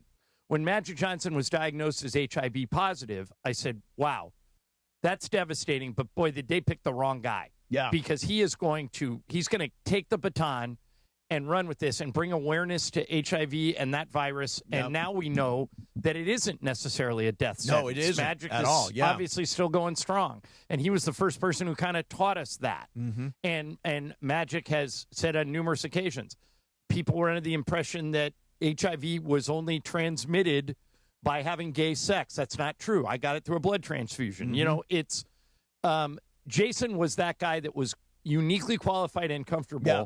And you saw the reaction yesterday. President Obama coming out and saying a bunch of... When he came out, President Obama wrote him a note saying, I hope you realize you just helped thousands of people who you will never meet. Yeah. Which I thought was an interesting take on it. Now, I know there are other gay athletes in every sport. North American professional every sport, no question. I don't know that we're going to see another athlete come out while they're playing. Playing. That was what made Jason unique. Right. A lot of guys have come out, like John Amici came out after he got done. Yeah. Our friend Billy Bean down in San Diego, who played for the Padres, came out after he was done playing. Jason did it while he was an active player, which was just unprecedented at the time. And I'm thinking a lot about the Collins family today because they've just got to be grieving unimaginably. Yeah. But I think when they get over the shock of this, that he was only diagnosed 6 months ago. Yeah. And he was trying all these experimental treatments, but the cancer spread too fast. And by the way, another person who was with Chelsea Clinton and Elsa and Jason and Jaron and my friend Jared Stacy at Stanford was Ramona. Yeah. She was there at the exact same time. She knows all the people I'm talking about. And she wrote... Except Chelsea. She never crossed paths with Chelsea. She wanted to know Chelsea really badly, but she told me the she Collins never did. twins knew her really well. Oh, yeah. And so Ramona wrote basically the obituary story yesterday on ESPN.com. And if you get a chance, you should read it. Yeah. Because Momo knew Jason personally, has known him since they were 17, 18 years old. Met him in person, did an interview before this all happened. When he was sick, going in treatment. on these crazy experimental treatments. Yep. And by the way, you know who was at their wedding? And I don't know what the connection is. I'm assuming it was a connection to Jason's husband, but maybe not because Jason was so diverse, was Allison Janney. Really? Jared Stacy knew I was a big West Wing fan, so he took a picture with Allison Janney at the wedding and sent it to him. Oh, that's very cool. Yeah, but very cool. But hail fellow well met to Jason Collins. What a legacy. He'll be missed. And a lot of people in Los Angeles because Jason made friends so easily. Interesting little sidebar. One of the best tennis players at the Mountain Gate Country Club, where I play golf. Yep. They have a whole different side of the building where all they do is play tennis. Got it. And Jason was 7 feet tall with a big serve, so he could play anybody. Wow. And hold his own. Oh, that's And then when he awesome. got sick, he couldn't play as much anymore. But I'm going to miss him. I know a lot of friends and family are going to miss him even more than I will. And we're thinking about that whole Collins family today. And read Ramona's story if you get a chance. It's really good. By the way, I always think of that Steve Jobs quote, make a dent in the universe. And he most certainly did. Or what Frank Vogel used to tell the Lakers the year they won the bubble title and Kobe died. He said, you know what Kobe did is he left a legacy. Yeah. This is your chance, all of you, to honor him and leave a legacy of your own. And all the branding around the Lakers that year, in the T-shirts they give away, the banners down at the bubble were all leave a legacy. Yeah. And Jason certainly did. No question. All right, so we're going to do some sports graffiti. We'll pivot here, sharp pivot. And you can talk about anything you want in sports. Yeah, graffiti. And by the way, do you guys think Mace thinks LeBron won't be here next year? I still think that he probably will be, but I now, for the first time, have doubt. Yeah. I've seen your side of it. After I read McMenamin's story, by the way, McMenamin will join us at 1:30 in 30 minutes. Yep. And we'll get the lowdown on what Dave thinks. Because Dave's covered him. When LeBron went to Cleveland, Dave moved to Cleveland. Yes, he did. And covered him for 4 years. I was at his goodbye party. There you go. At the Whaler in Venice, buying him shots. So Dave will be on at 1:30. And Sports Graffiti next, we'll talk about LeBron, talk about the direction of the Lakers, talk about last night San Antonio winning, talk about the Dodgers who are scuffling right now. 4 consecutive games losing by 4+ runs. That is the first time that has happened since 1936. What is wrong with the Dodgers offense? 877-710-ESPN. That's 877-710-ESPN. Get your calls coming in here next. In the meantime, question everybody's asking right now. Are prices ever going to go back to normal? Are we ever going to get all this high-price stuff, inflation out of the way? It's like, don't order the wrong size coffee. That's a $2 mistake with $8 consequence. It's tough, man, out there, and nobody can afford buyer's remorse. And that's why I drive a Hyundai. I drive a Hyundai Elantra Hybrid. Love this car. And with it, I get a 10-year, 100,000-mile powertrain limited warranty and 24/7 roadside assistance. Now that is peace of mind. Plus, in today's world, which is so expensive, the smartest thing you can own is a Hyundai. And You've got the certainty of America's best warranty. Listen, drive all of them. Check them all out. The Santa Fe, the Palisade is beautiful. The Sonata, Momo's brother got a Sonata and absolutely loves it. I drive the Elantra. Check out all of the cars and SUVs, EVs, hybrids at your SoCal Hyundai dealer today. Mason and Ireland, 710 ESPN. LA's only local sports morning show. The Sedano and Cat Morning Show, weekdays at 7 a.m. on ESPN LA. I know we've had this conversation, and we're probably going to have it again. We were talking about Austin Reeves. Uh-oh. Okay? But I think more and more what I've been saying for years, okay, of like, I'm not comfortable, and I hate doing this. I hate being the guy that takes money out of somebody's wallet. But it's like, you know, I'm looking at this through the Lakers lens, okay? I'm just not comfortable giving him the max. Oh, please. I'm not comfortable giving him the max. Oh, listen, George, look. I love Austin Reeves. Austin Reeves is a great offensive regular season player. Austin Reeves is not built for the postseason in that he cannot play defense. The Sedano and Cap Morning Show, weekdays at 7 a.m. on ESPN LA. LA's only local sports morning show. Good Karma Brands is proud to be an equal opportunity employer, providing equal employment, development, and advancement opportunities to all teammates and applicants. To learn more about careers with us, please send an email to talentacquisition@goodkarmabrands.com.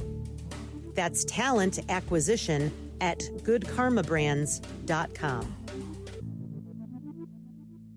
Pizza Hut is bringing the heat with their new hand-tossed crust.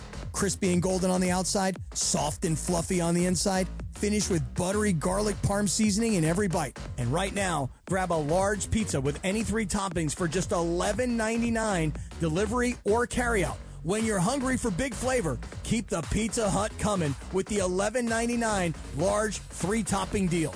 Order now at pizzahut.com or download the Pizza Hut app. Limited time offer. Additional charges for extra cheese and toppings, stuffed crust, and original pan. Los Angeles, if you missed out on any action this past season, don't make the same mistake. Secure your spot in the Rams house for 2026.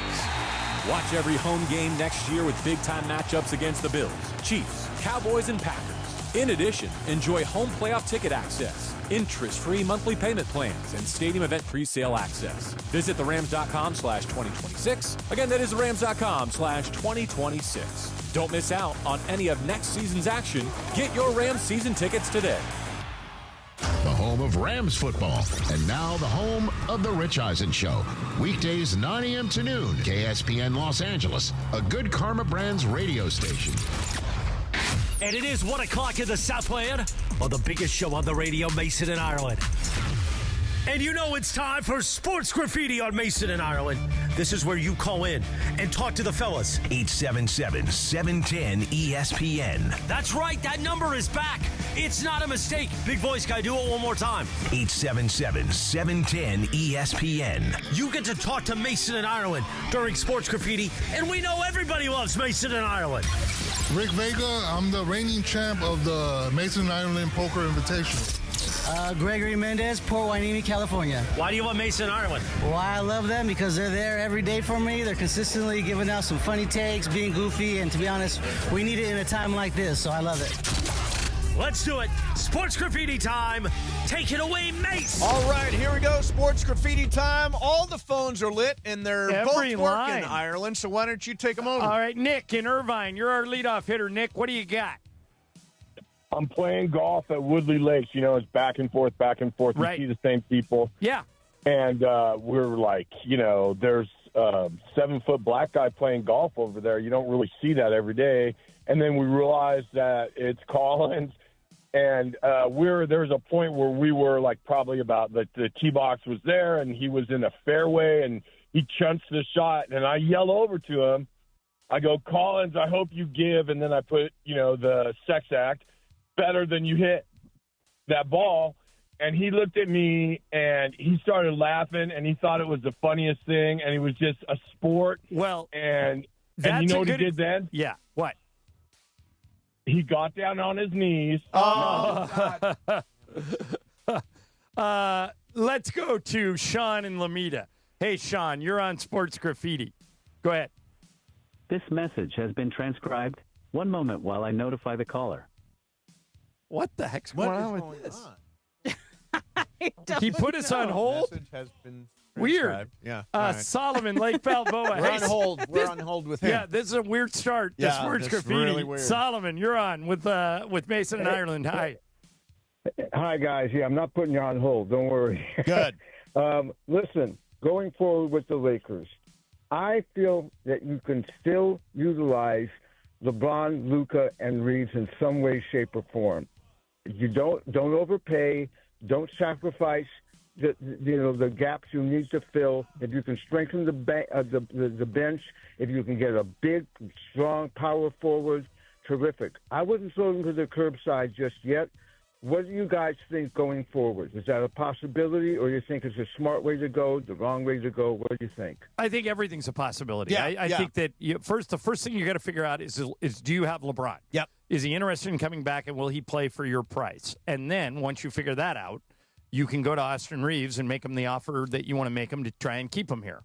And if you keep both of them, then you got to decide the other 9 possible free agents, which ones you want to keep and which ones you want to let go. There will be some drama because at some point Austin will opt out and will take other offers, right? Oh, as soon as he's legally allowed to. Right. I mean, so there's going to be some drama about within the next month. Who's willing to pay him whatever. Yeah, we got about 6 weeks till the playoffs are over, I think. Right. Yeah, so that you're probably right. Here's Walrus in Encino. Hey, Walrus. Hey, Walrus. Hey, by the way, Walrus, I was listening to the post-game show the other night. I liked your version of your Laker version of My Way. Very creative. John, I honestly did that just for you. Beautiful. On the way home. I knew you were going to be listening. I love Frank. My grandfather knew Frank Sinatra. Yeah, so it was great. 3 quick things here. First off, the Lakers, everyone, of course, is talking about Austin Reeves, but for me, the priority, at least it needs to be a priority, is Rui Hachimura. The guy showed what he's capable of. Mid-range jump shooting is a big part of this league now, and you got to bring that guy back. Dodgers, you know what? The 2000 Yankees are the last team to three-peat. They had a tough regular season in 2000, but they managed to get it. So the Dodgers are right where they can be to still do it. And then lastly, Jason Collins, may his memory be a blessing. I just so happened to go to the game February 23rd, 2014 at Staples Center when he first came out and played in front of everyone after that happening. He wore number 46. He was on a 10-day contract. The Lakers lost 108-102. Wow. But I have a picture of him under the post. Yeah, it was really an incredible thing. So rest in peace. Talk about a person who really made a difference in this world. Have a great day. All right. Thank you, Walrus. Let's go to Patrick in Arcadia. Hey, Patrick, you're on Sports Graffiti. Go ahead. Hey, guys. You guys are really good. I've been listening to you for a long time. Just referencing the McMenamin article. Yeah. If that's true, and LeBron was a little pouty about not getting the game ball, when he's got so many accolades and awards, JJ has hardly any, if any. I mean, that is just the epitome of why so many fans are ready for him to leave and for the Lakers to start over. So thanks for taking my call. Interesting. All right. Yeah, I don't think it's a big deal. I think it's a little deal. But you think it's a big deal? I can't tell ask from Dave. We'll ask Dave because I can't tell what LeBron's real sense is. I mean, Dave obviously talked to people in LeBron's camp. I guess if I was LeBron, I think I would want the damn ball. Well, I just became the winningest player in the history of the game. I would have done what Sean McVay does: have 4 game balls. Yeah, what? Yeah. There was more than one ball that was used. Yeah, or just bring out 4 game balls. Yeah. It's different than the ball that went in to get him to be the all-time leading scorer because you want that specific one that you put into the hoop. Yeah. But there's probably multiple balls used during that game. Yeah, everybody gets a ball. You get a ball. You get a ball. Here's Jack in Pasadena. Hey, Jack, you're on Sports Graffiti. Go ahead.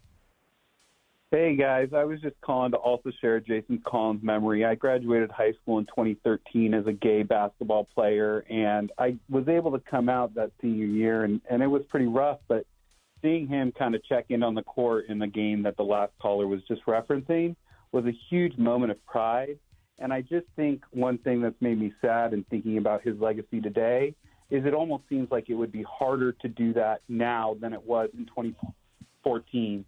And I worry a little bit about, making sure his legacy is understood beyond, how amazing of a person Jack, he was. I can understand why you feel that way, but I'm going to tee up Mason here.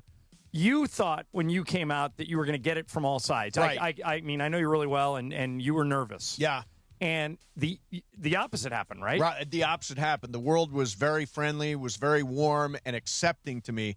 But, Jack, I think you make an interesting point. First of all, respect to you for coming out when you did and going through that process, because it is a process. It took me 28 years. Sounds like you did it in high school, and glad you came through that okay. But I do think the climate is different now, and it might be more difficult in this climate than it was back in 2013 or when I did it in 2016.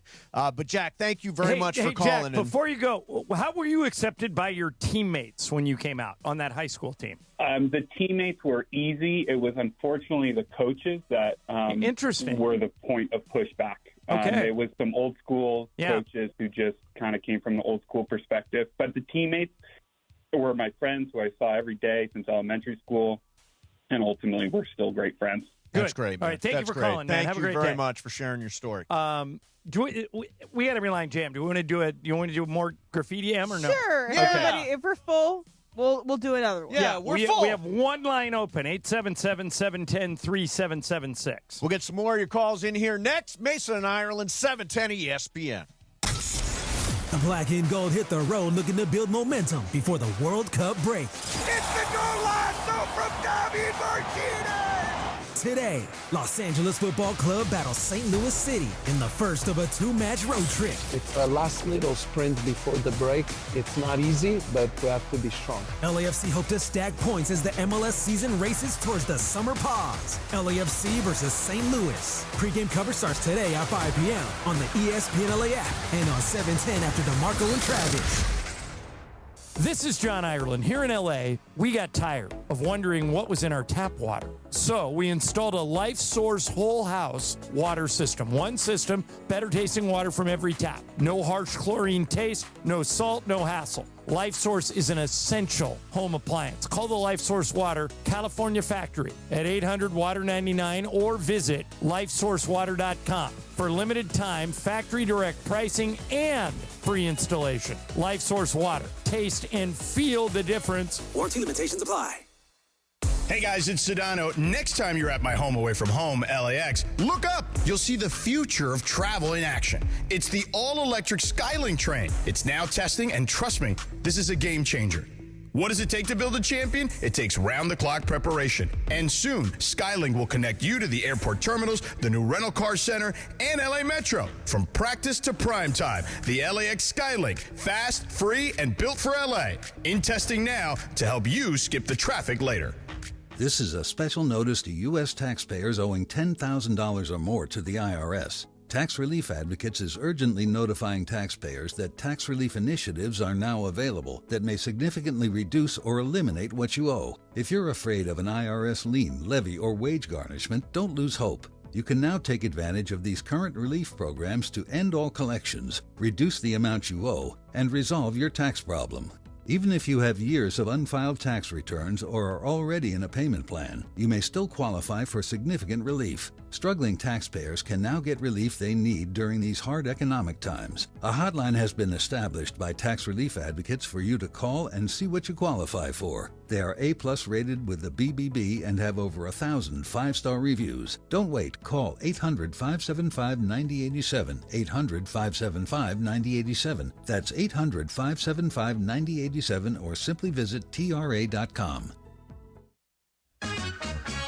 This is Mike Trudell. It's the Hall of Famers, Mason and Ireland, and don't miss the first night of Lakers Talk with me, Mike Trudell, debuting Thursday night from 6 to 8 p.m. I'm talking purple and gold and taking your calls. Now, back to my hero, Johnny I, and a guy I'm not quite as fond of, Steve Mason. It's Mason and Ireland on ESPN LA. Can I just ask, is that going to be every time he does a friggin' promo that he's going to take a shot Did at he me? only record one? Is that it? Yeah. Yeah, that's all I got. Don't ask us. We are not in charge of those. Yeah. Oh, man. All right, so Sports Graffiti rolling on here. What are you I'll take over. Let's go to Dan in the Valley. Dan, you're on Sports Graffiti. Yeah, what are you doing, man? Good afternoon. Good afternoon. It's going to be really sad. It's going to be really sad to see LeBron go. If he does, feel like I was privileged to watch him while he was here. Just like the felt the same way about Kobe. But the way this town treats him, the way the fans act in games, I don't know how it was the other night, but they should have been on their feet all night long, helping those guys win that game. So if LeBron decides to leave, that's up to him. But, man, I'm going to miss him. Thank you, Dan. Thank you very much. It's going to go down, as I've said a million times, it's going to go down as the biggest disconnect in my career. How fans in Los Angeles, we've had LeBron here for 8 years, how half of you don't appreciate it. Do you think that will change over time? Do you think in 10 years people will look back and say, yeah, LeBron spent 8 years here, won a championship? I don't. I think that, just like we used to joke, if we want to fill up the phones for 4 hours, just get on the air and say, are you a Shaq guy or a Kobe guy? Oh, yeah. I think once... I talked to Gary Vitti about that the other day. Yeah. Right. Once you establish yourself in one of those camps, you tend to stay. Yep. And so for LeBron, you're either a LeBron guy or a Kobe guy. And I never understood that because LeBron and Kobe didn't butt heads. Correct. They got along. Yes. They were friendly together. But for whatever reason, so the number one thing when I ask LeBron haters, why do you dislike LeBron? They come back with because he's not Kobe. Yeah. And by the way, maybe this is an example of don't be the guy to follow the guy. Maybe. He's the franchise superstar after Kobe. That means Luka is getting everybody loves Luka because he's not the guy following the guy. Well, yeah, you've heard me tell the story a million times that everybody thinks I followed Chick Hearn. Yes. I'm 4 times removed from Chick Hearn. Yep. It was Paul Sunderland, then it was Joel Myers, then it was Spiro Ditas, then it was me. But Chick casts such a large shadow that everybody just calls it Chick's chair, as they should. Yep. And everybody thinks that we're all following Chick, which we are. Yes. So I think that maybe Kobe left that kind of imprint on the city. Hey, let's go to my neighborhood, Venice. David is on the line. Hey, David, what's up, man? What's going on, guys? All's good. First off, happy Mother's Day. I know it was last Sunday, but they deserve more than one day. So absolutely. Shout out to my wife, Jackie, and my mom, Estella. Yeah. I will never be talked about enough, LeBron playing on the court with Bronny. I'm a new dad. My son's 2 years old. Them being on the court at the same time, when he threw that alley-oop, when that smile that LeBron had is like will stay with me for the rest of my life. I have a question for you guys. I'm a middle school PE teacher out here in Venice. Okay. There's a prominent NFL former player. His son goes to our school. Mm-hmm. He, and unlike Bronny, I don't think he has the same type of respect. Can't give you the name of the guy. Yeah, no, don't say it on the air. Doesn't know how to open his own locker. Won't open his own locker. Doesn't want to dress for PE. He's not my kid because I'm not his PE teacher, but I'm in the locker room with him. Should I talk to the dad? Is it too late? I don't know what I should do. This guy's a pretty prominent guy. So he won't go to PE. The kid is scared to go to PE? No, he won't. He does PE, but he won't open his own locker. He has kids open his locker because they know who his dad is. And so he won't personally open his own locker because he doesn't know how to open it himself and won't take the time to learn. All right. So what I would say, have you ever asked the kid, hey, I've seen you had trouble opening your locker. Would you like me to teach you how to do it? Has anybody tried that? John, I've taught him. I've sat with him, and he still doesn't do it. He just doesn't want to do it. The dad, and again, Dad's a pretty big name in the sport, and I just I don't know. If I was that dad, I would want to know. I think that you come and what you do is you kind of treat it like kid gloves. Next time you see the dad, just say, hey, I want to tell you about something, and this may be something or nothing, and then explain the situation. Say, I'd be happy to continue to work with him, but I wanted you to know that this is going on, and I'll let you handle it. And then I think if you come at him that way, the dad will appreciate it. I think you do say something here. Although it's weird, you're not directly his teacher, right? Exactly. I'm just the guy in the I'm in the boys. Guys, it's the worst place in America. Middle school boys' locker room. Smells scary, loud, and yeah. So, I would say it's probably the right thing to say something at this point. And if I was the dad, I'd want to know. Yeah. I mean, lockers aren't that complicated. I don't think I would want to wish a middle school locker room on my worst enemy. That seems like the worst place to be in the world. Yeah, not good. You just feel bad about yourself. You feel bad about everybody else. No one feels great in middle school Can't open my locker. Well, all think that about stuff. It. And just being parental here, it's the first time in your lifetime, if you're boy or girl, that you're getting dressed and undressed in front of other people. Oh, yeah, right. And that's why it's so awkward. Sure. And you have a bit of a responsibility. You have to bring your own clothes. You have to do all this stuff. It just seems like a little Like a cesspool of all the worst It's a things very possible. awkward stage of Yes, life it is. for all of us. Yes, it is. Yeah, just watch the opening scene of Carrie. I'll tell you that. Yeah. Or don't. Hopefully it's not that bad. Let's go to Carl in Anaheim. Hey, Carl, you're on Sports Graffiti. What's up, man? Hi, guys. Hey, Hope you're having a good day. Yeah. I just want to really have the time to touch on a couple of points. I'm a big Laker fan. I just, we're really planning for the future of Luka and trying to put together a team that's going to grow with him. Mm-hmm. And I got to tell you, LeBron is phenomenal. Yep. He's phenomenal. What he's been doing. But I don't know if that's part of the future plans because he's 41 years old. Yep. And another thing is the last time we let a star player pick and choose who he wants to play for was LeBron, when he picked Westbrook and a few others. Now we're having Luka saying, I want Reeves. And I'm a Reeves fan, but he's dictating who he wants. It may be a good move, but as far as the organization, they got to decide without deferring to the star player. They got to put together the field. I don't agree with you. Well, I don't agree with you. Carl, let me clear that up for you a little bit. Luka, what Rob Pelinka says is when we have star Hall of Fame players, we consider it a partnership. Yep. So they seek Luka's advice on who he would like to play with, and and we're lucky as Laker fans. Luka's agent Bill Duffy, who in one of the strangest small world stories of all time was Michael Thompson's college teammate at Minnesota. Oh, that's crazy. Bill Duffy represented Steve Nash, represented Dirk Nowitzki. Bill's been around for a long time, really smart, savvy guy. So Bill's involved in these discussions. Luka's involved in these discussions. But at the end of the day, they could trade Austin over the objections of Luka. Right. Luka, but it'd be stupid not to talk to him. Why would you not want to talk to your star player? I mean, I always say that the object of any organization is to have complete alignment between ownership, general manager, head coach, star player. I don't know why you wouldn't consult with Luka. Luka does like playing with Austin, and has apparently made that clear. That's why I think Austin's probably going to be back. Well, at but at some number. Both of the decisions between LeBron and Austin, you just hit on it, is going to be decided by a number. Yeah. Not by a team, not by, if they lowball the crap out of LeBron, he'll probably leave. If Austin gets an offer that's substantially lower than what he would get in the open market, he'll probably leave. Yep. They've got to thread that needle. Yep. And I think they can do it. But it's for people that are worried that Luka's dictating terms. He's not. They're consulting Luka because he's the star of the team. But they'll do what they want. By the way, when they traded for Luka, I actually believe we can ask McMenamin. He's coming on in 5 minutes. Yeah, I don't think LeBron knew until they called him and told him. I don't think they called him beforehand and said, we're going to trade for Luka. I think they called him and said, we just traded for Luka. Yes. Just to give you a heads up. Yep. Let's get one more in here. Scold Emily. Let's go to Job in Simi Valley. How dare you, Job? Hey, Job, what's up, man? Hey, how you guys doing? Great. Good, Job. Hey, I just wanted to say, going off that last other caller, when I saw that alley-oop from LeBron James to his son, I really didn't care. That kind of sucks, Job. I think that kind of sucks on you. Hebo.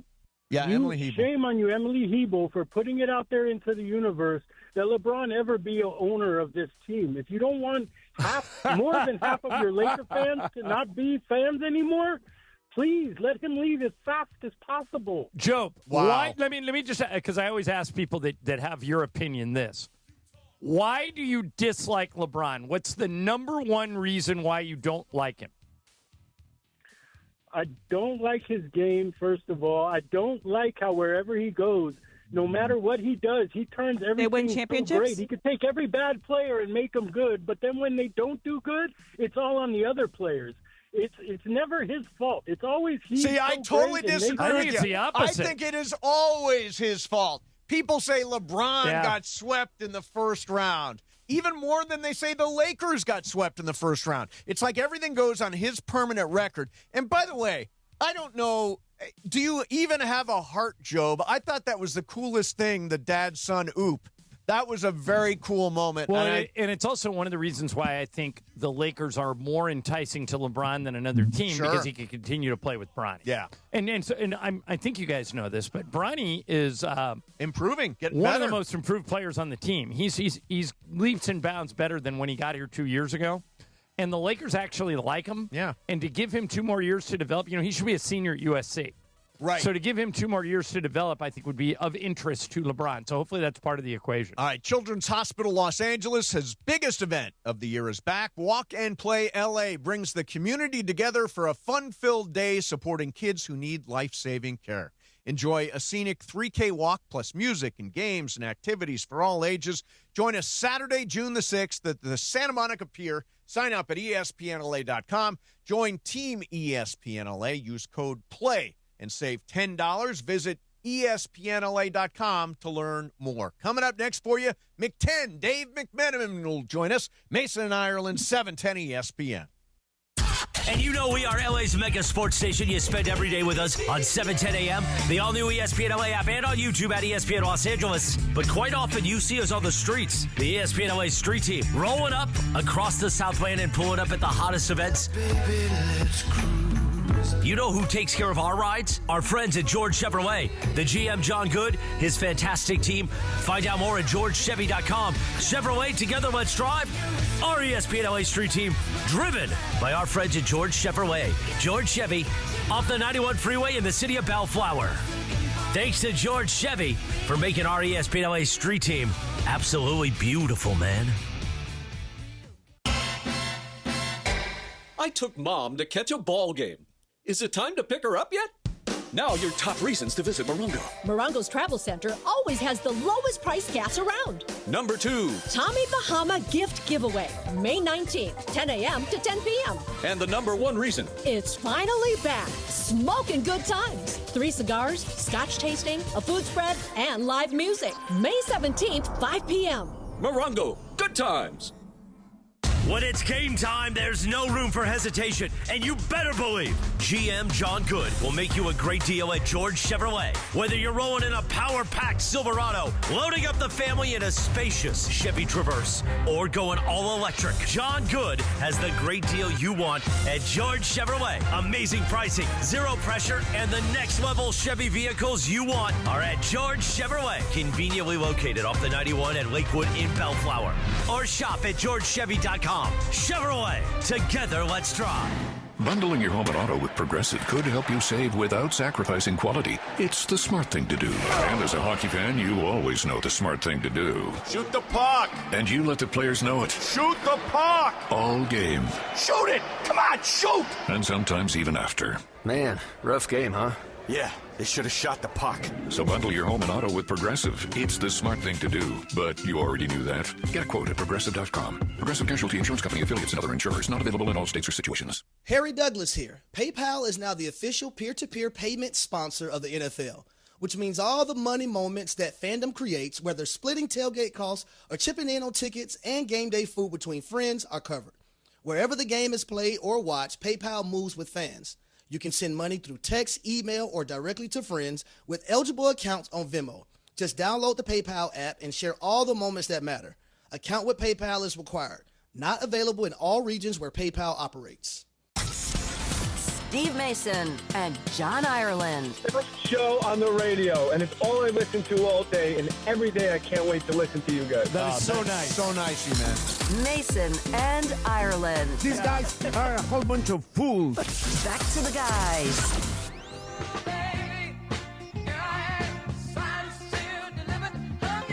All right, so I want to mention real quick, brand new Mason Plus podcast is out. It is on the ESPN LA YouTube channel. Who's in it? It is Donnie Wahlberg from New Kids on the Block, and, of course, big Celtics fan. We talked some Celtics. He was there for Game 7, Lakers-Celtics in 2010. Terrific guy. And also my friend Mark Ellis from Rotten Tomatoes, sneak preview of all the summer movies. And what summer movie are you most looking forward to? I think it's The Odyssey. Me too. I'm looking forward to the Spielberg movie? No. That is the Christopher Nolan movie about the Homer's Odyssey. It has every major star. It's got Robert Pattinson, Zendaya. Yeah. It's the got cast is unreal. Matt Damon, Anne Hathaway, Charlize Theron, Like, I would say any star is going to be in that movie. Yeah, he saw the first 10 minutes of it. I've seen not the first 10, but I've seen the like middle 10. I've seen like the Trojan horse part. Yeah, it's fantastic. It looks really cool. Yeah, that's also mine. Mark Ellis, who won the dating game. Oh, that's right. Mark Ellis won the dating game with them for Valentine's Day. Hey, top athletes, big moments one night. The OC Sports Awards are hosted by Travis Rogers. June the 18th at Angels Stadium. Celebrate greatness and be part of one of Orange County's premier sports nights.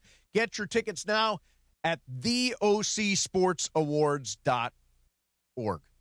I wanted to make sure I got that right. Org. Okay, I had a question for you, John. Yeah, but by the way, Dave McMenamin pushed to 145. Yes. All right, so Dave will be on in 10, 15 minutes. So last night, Victor Wembanyama, at 22 years, 128 days, became the third youngest player in NBA history to record 25-plus points, 15-plus rebounds, 5-plus assists in a postseason game.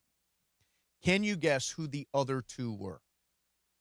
So these are people that did it at a young age. Yeah, in other words, Victor Wembanyama did it 22 years, 128 days, 25-plus points, 15-plus rebounds, 5-plus assists in a postseason game. Only two guys younger did that.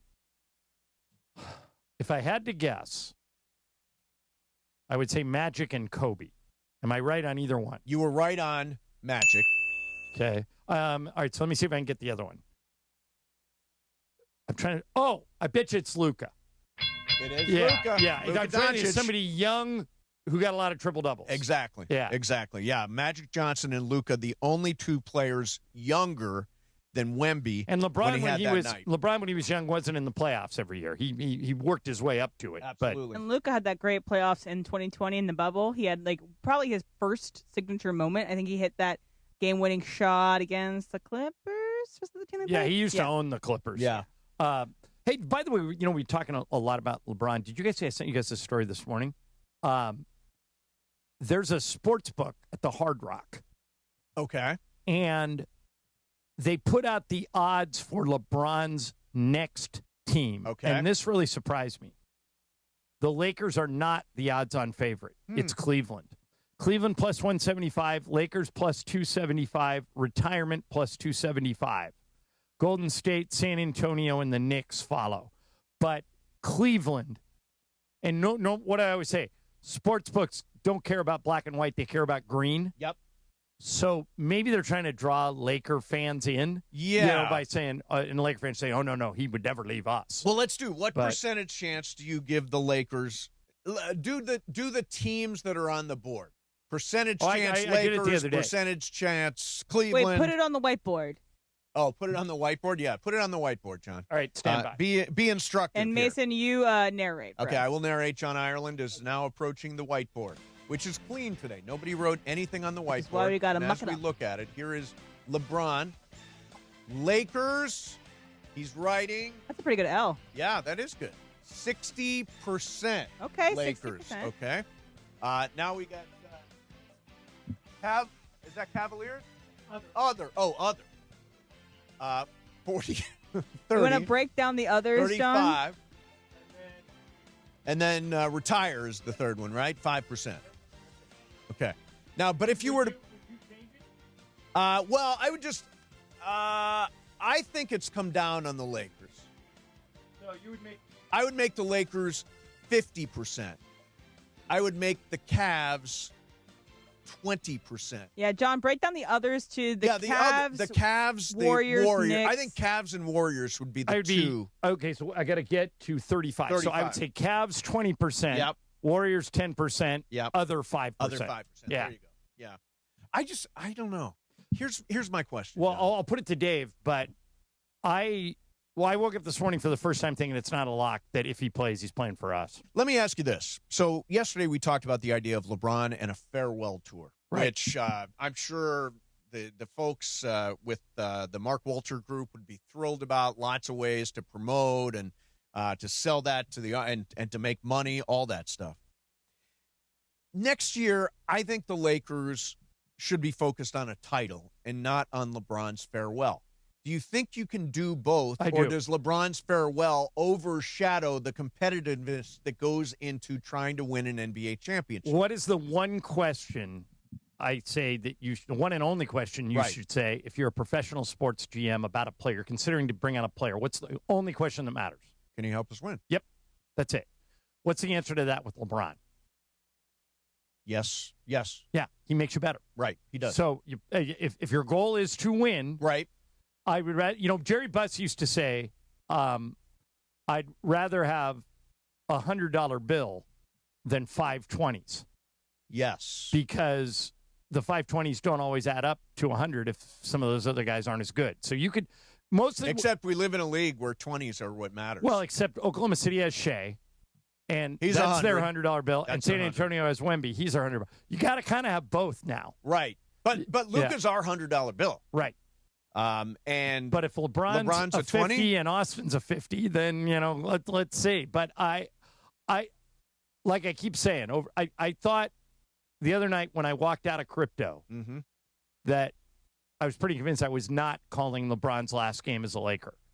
After listening to you yesterday and reading McMenamin's article this morning, I am now having doubts. Yeah, it's not a lock. I think there is not a strong possibility, but a definite possibility he could be elsewhere now. I hope I'm wrong because I really want him to stay. Somebody said to me yesterday, who is a Notre Dame fan, I won't say the name. Leo. Hi, Leo. Said, see, USC needs Notre Dame now that they're talking about playing in 2030. You know why that's wrong? And yeah, go ahead. The reality? Yeah. USC's in the Big Ten. They don't need anybody. They don't need anybody. They got Ohio State, Michigan, and Indiana on their schedule now. Notre Dame needs USC. They need USC. They need them way more. By the way, Notre Dame, every time they tweak this playoff, Notre Dame needs quality wins. Yeah, they do. If you can keep playing Navy, Air Force, Stanford, who else they normally play? They stopped playing Michigan. Syracuse. They stopped playing USC. Pretty soon, Notre Dame, the shine's off you guys. Don't you think that at this point they should just join a conference? For football, yeah. For football. Don't you think they should join? By the way, M suggested why they don't? Earlier. They got their whole TV deal. They make a fortune. But they would make a lot of sense in the ACC, and they would probably win it most years. They play basketball in the ACC, all their sports Every in the ACC. Every other sport but football is in the ACC. Notre Dame, just suck it up, join the ACC. You would roll through it and win every time. And if you want to think, if you think, okay, maybe we won't get into playoffs, well, you will because you will have less than 3 losses because the ACC is that weak. And, okay, then schedule a hard one, and then against USC, schedule one more. Just suck it up. Come on. Join the ACC, Notre Dame, or are you too scared? Are you scared? The problem is, to John's point, they have their own TV deal. Like they have their own, it's Notre Dame Inc. They make a ton of money. Who cares? They can stay with Notre Dame Inc., but then they just play in the ACC. Yeah, can't you do both, John? Can't you both play in the ACC? Once you agree to go to a conference, you have to share the revenue with the other teams in the conference, but you could tip the scales towards them. Well, what if, for example, when USC and UCLA went to the Big Ten, what got them to go is they gave them each $200 million. And the president at USC and the president at UCLA said, we can't pass that up. It's too good. Yeah. He goes, not only do we get the $200 million, we get out of a sinking conference, the Pac-12, and we'll make money every year we're in the Big Ten. But what if they're only playing, like Notre Dame's only playing like the Citadel and they're screwed. Don't know. Which to Mesa's point, to make the argument that USC needs Notre Dame more than Notre Dame needs USC is asinine. USC's already got a loaded schedule with top opponents. If USC goes 9-2, they're in the playoff for sure. If Notre Dame goes 9-2, I'm asking who are the 9? Right. Here's what's interesting. I just did a little hammering away on my computer. So Notre Dame gets $50 million a year for its TV rights. Okay. It's a whole bunch of money. Currently, an ACC team gets about $45 million annually from their television revenue. So really, Notre Dame's not taking that much of a haircut. I guess they're giving up that prime slot on NBC on Saturdays. But there's not much difference between getting ACC money, $45 million, and getting Notre Dame Inc. money, $50 million. So why not join the ACC? Or, if you're not chicken, join the Big Ten. Yeah, join the Big Ten. Join the Big Come Ten. on over, Notre Dame. You're big old Notre Dame. You're in the Midwest where all the rest of the Big Ten teams. If you're not chicken, Join the Big Ten. Yeah. You've got Notre Dame's on your list, aren't they? Well, they play UVA in everything but that's football. Right, that's right. And occasionally in football. So there we go. That's why I don't like Notre Dame. All right. Coming up next for you, Dave McMenamin is going to join us. Dave has written a big story on ESPN.com today about the relationship between LeBron James and the Lakers, and we will get into that coming up next. Mason, Ireland, 710 ESPN. Speaking of the Lakers and Toyota are celebrating 50 years of their partnership. They got together in 1976, and they're still together, 50 years strong. Right now, you can get a deal on every Toyota on the lot. You go take a look at the 4Runner, go take a look at the RAV4, the Sequoia, the Grand Highlander, the Tundra, the Tacoma. Any of those cars, any of those trucks on sale right now. Of course, the Camry is the number one selling vehicle in the world. So if you need a car, you got to go check out Toyota. Dealer inventory may vary. You can see your participating Toyota dealer for details, or just go to Toyota.com. It's all part of 50 years of teamwork, innovation, and going places together. We make it easy, Toyota. Let's go places. It's DeMarco Farr and Travis Rogers for your afternoon drive. That thing where you've listened to a song forever, thank you. And there may be a lyric that you just don't know what the singer said, but you just kind of go with it anyway. Mm-hmm. There was an old Kiss song called I Love It Loud. Stand up, you don't have to be afraid, right? I didn't know what the hell Gene Simmons was saying, so I was just, stand up, hama-nama-nee-ma-nee. DeMarco and Travis have taken over Afternoon Drive. Weekdays starting at 3 p.m. on 710 ESPN. Empower. After wanting one for years, Kevin is finally enjoying his new hot tub. This is the life. He worked with Empower to help him get good at money, so now he could be a little bad. Oh, no, not my phone. Oh, Kevin. Kevin's phone may be in hot water, but his finances aren't. Invest well, live a little. Start today at empower.com.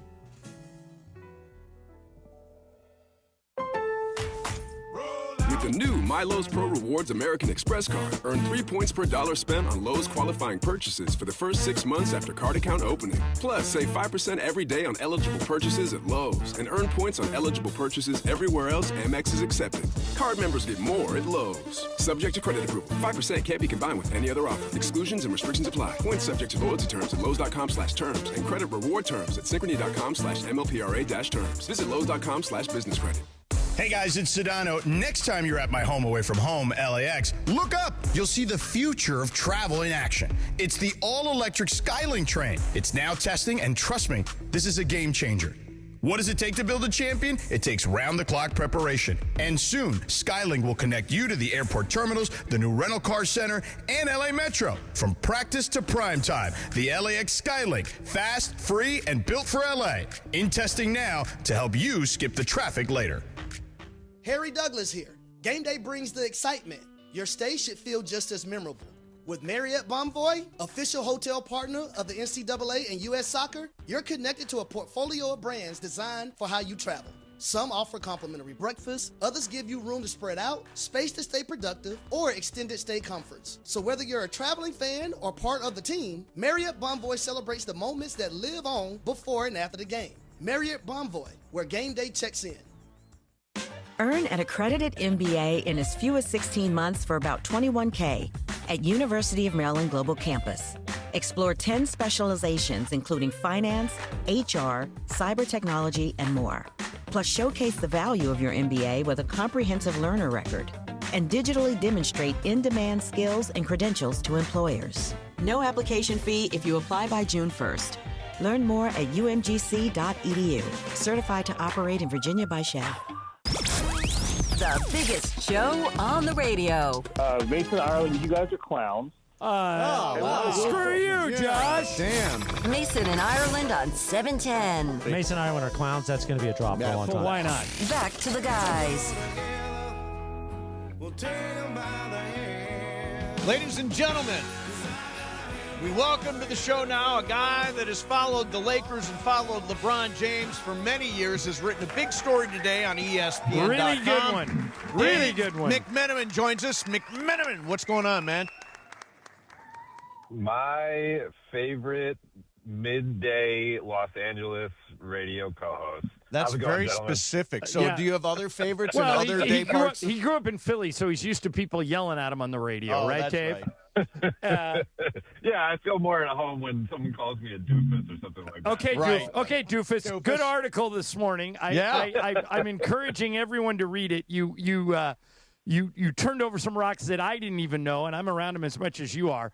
I said, they asked me last segment, Dave, what are the chances, give percentage chances, that LeBron plays for the Lakers next year? Here's what I came up with.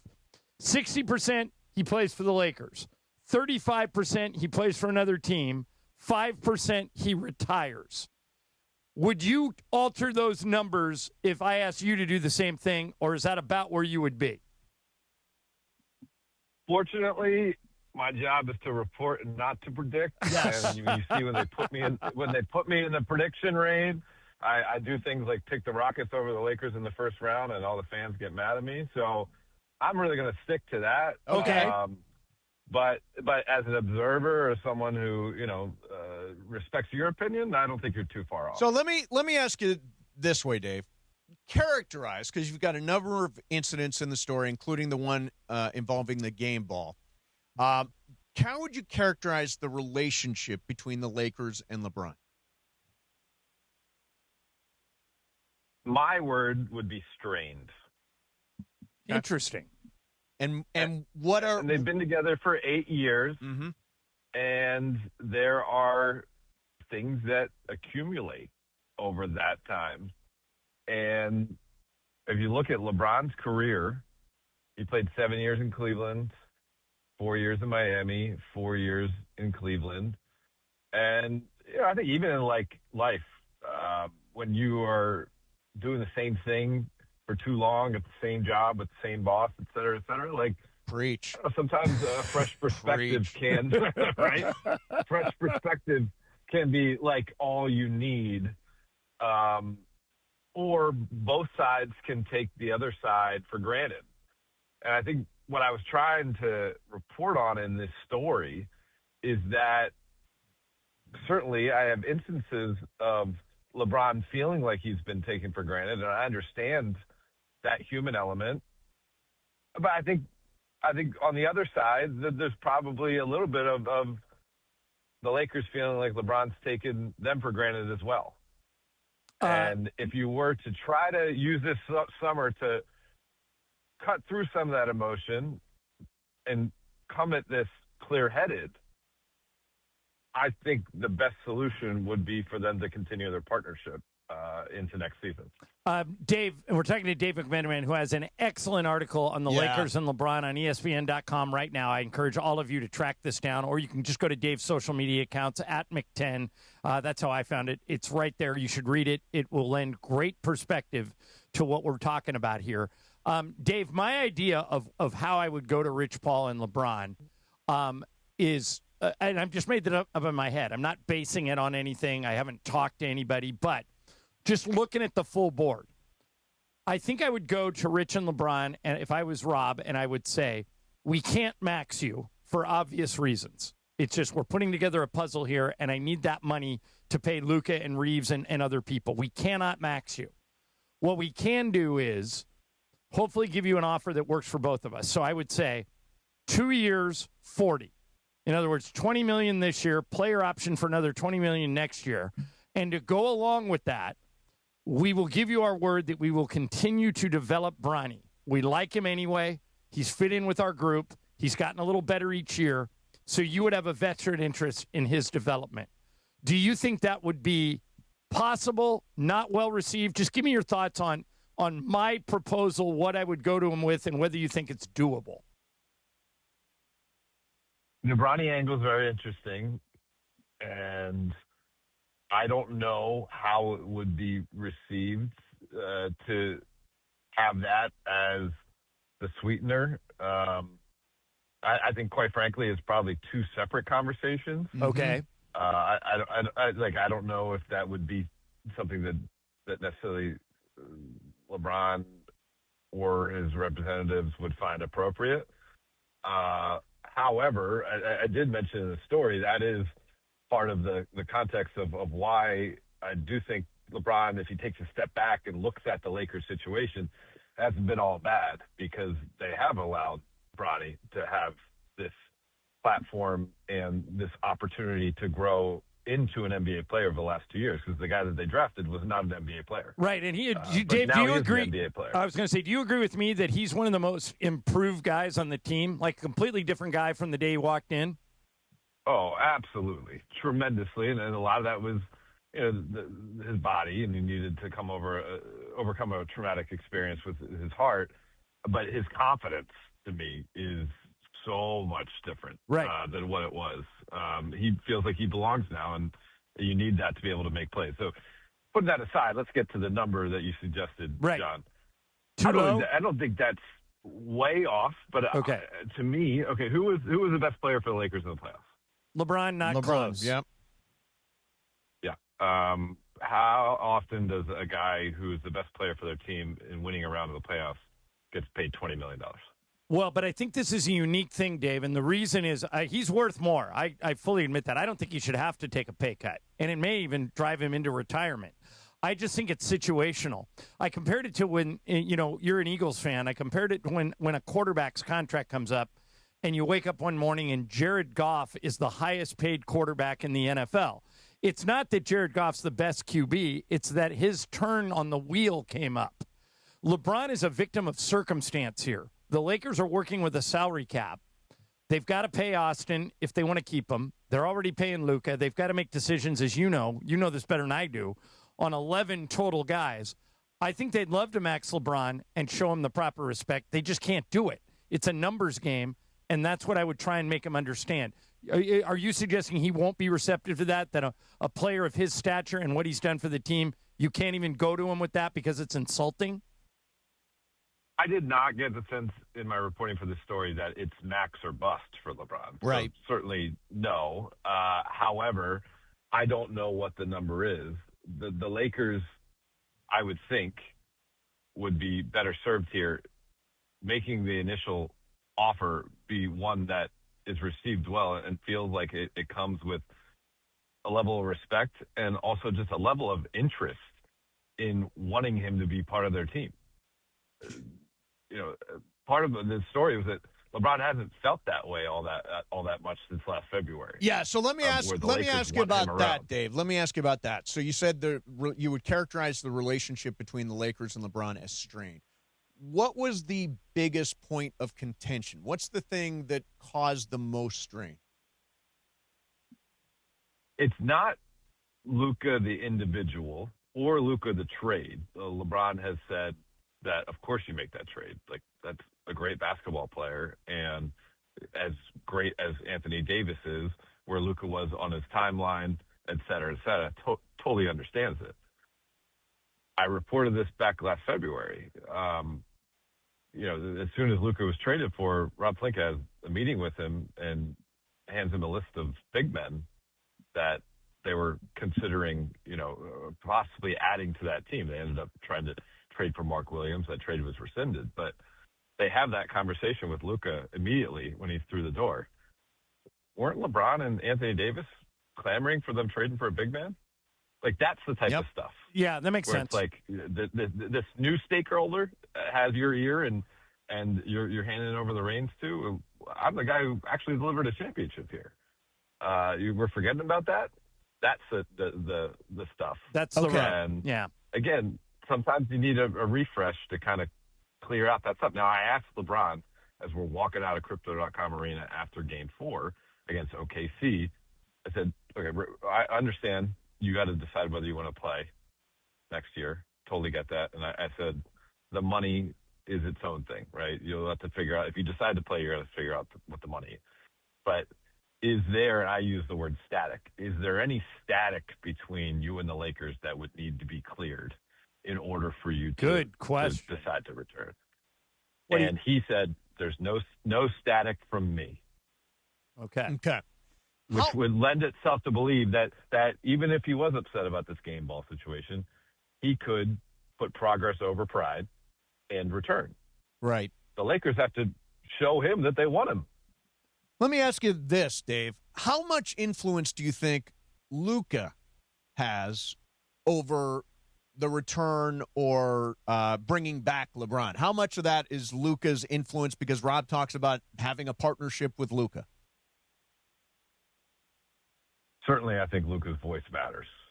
And Luka, if we take him at his word the other night, he said how much he enjoyed playing with both LeBron and Austin Reeves, and when they were on that stretch, winning 16 out of 18, he believed that they were on the right path towards the championship. And so if we take him at his word, yes, they care about what Luka thinks, and Luka endorses LeBron James coming back. Dave McMenamin is our guest. Dave, couple things to wrap up here.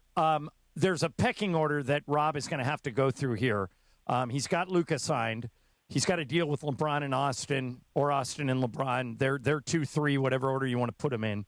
Who's next on the current roster that they would really want to keep? To me, I would think Marcus Smart would be a priority, but maybe Rui Hachimura. He's a little younger, and he kind of came on at the end of the year. Luke Kennard played well in spots. Or once you get past LeBron and Austin, all bets are off. Do you think there's another priority to keep any existing guys on the roster to come back next year? I think the next name, just because you're going to need this position, is Jackson Hayes. Yep.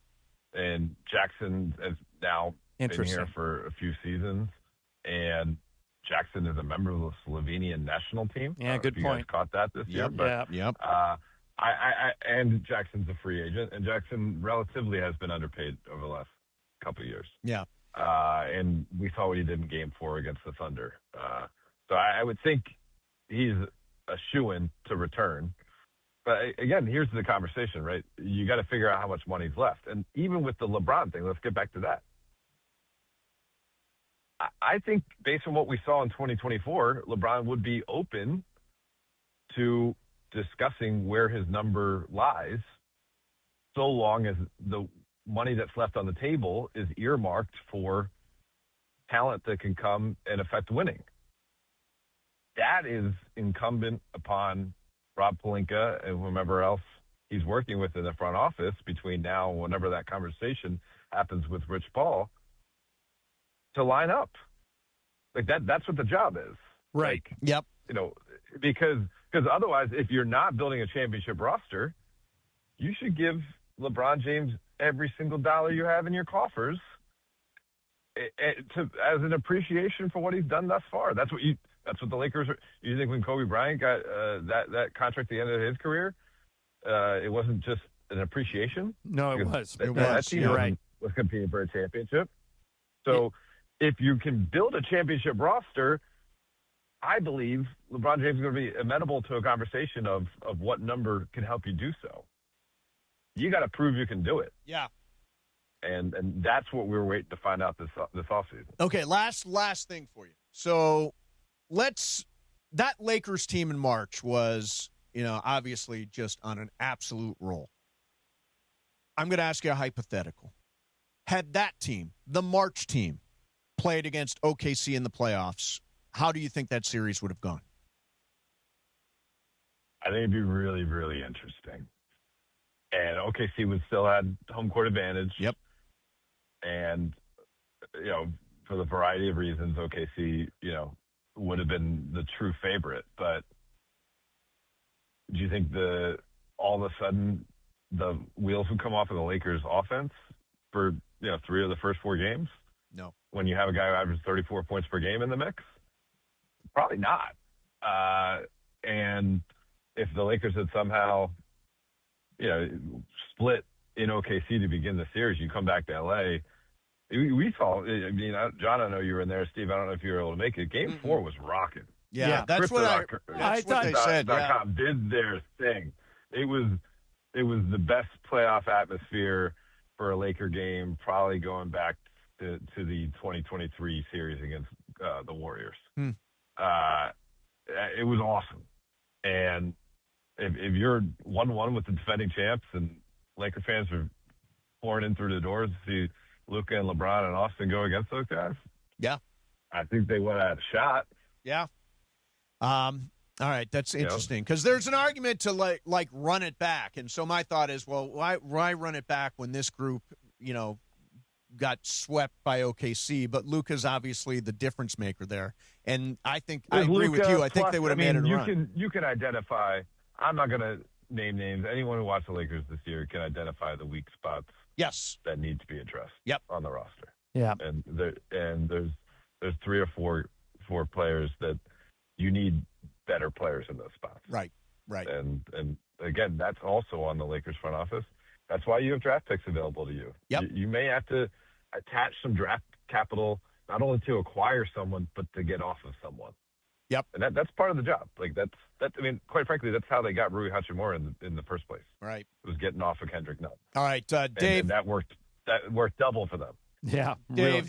thank you very much for coming on. I want to advise everybody, if you want to read a great piece, Dave McMenamin's story on ESPN.com is great today. You can follow Dave at Mc10 is his Twitter handle and on social media. And Dave, we always appreciate your time. Thanks a lot for coming on, man. Thanks, Dave. Thanks for having me, guys. All right, see ya. That's interesting stuff, huh? Yeah. Interesting stuff. Strained. That surprised me. All right, so I mean, I always thought there's no work relationship that's always perfect, but I wouldn't have thought he would have gone that far. That's interesting. Yeah.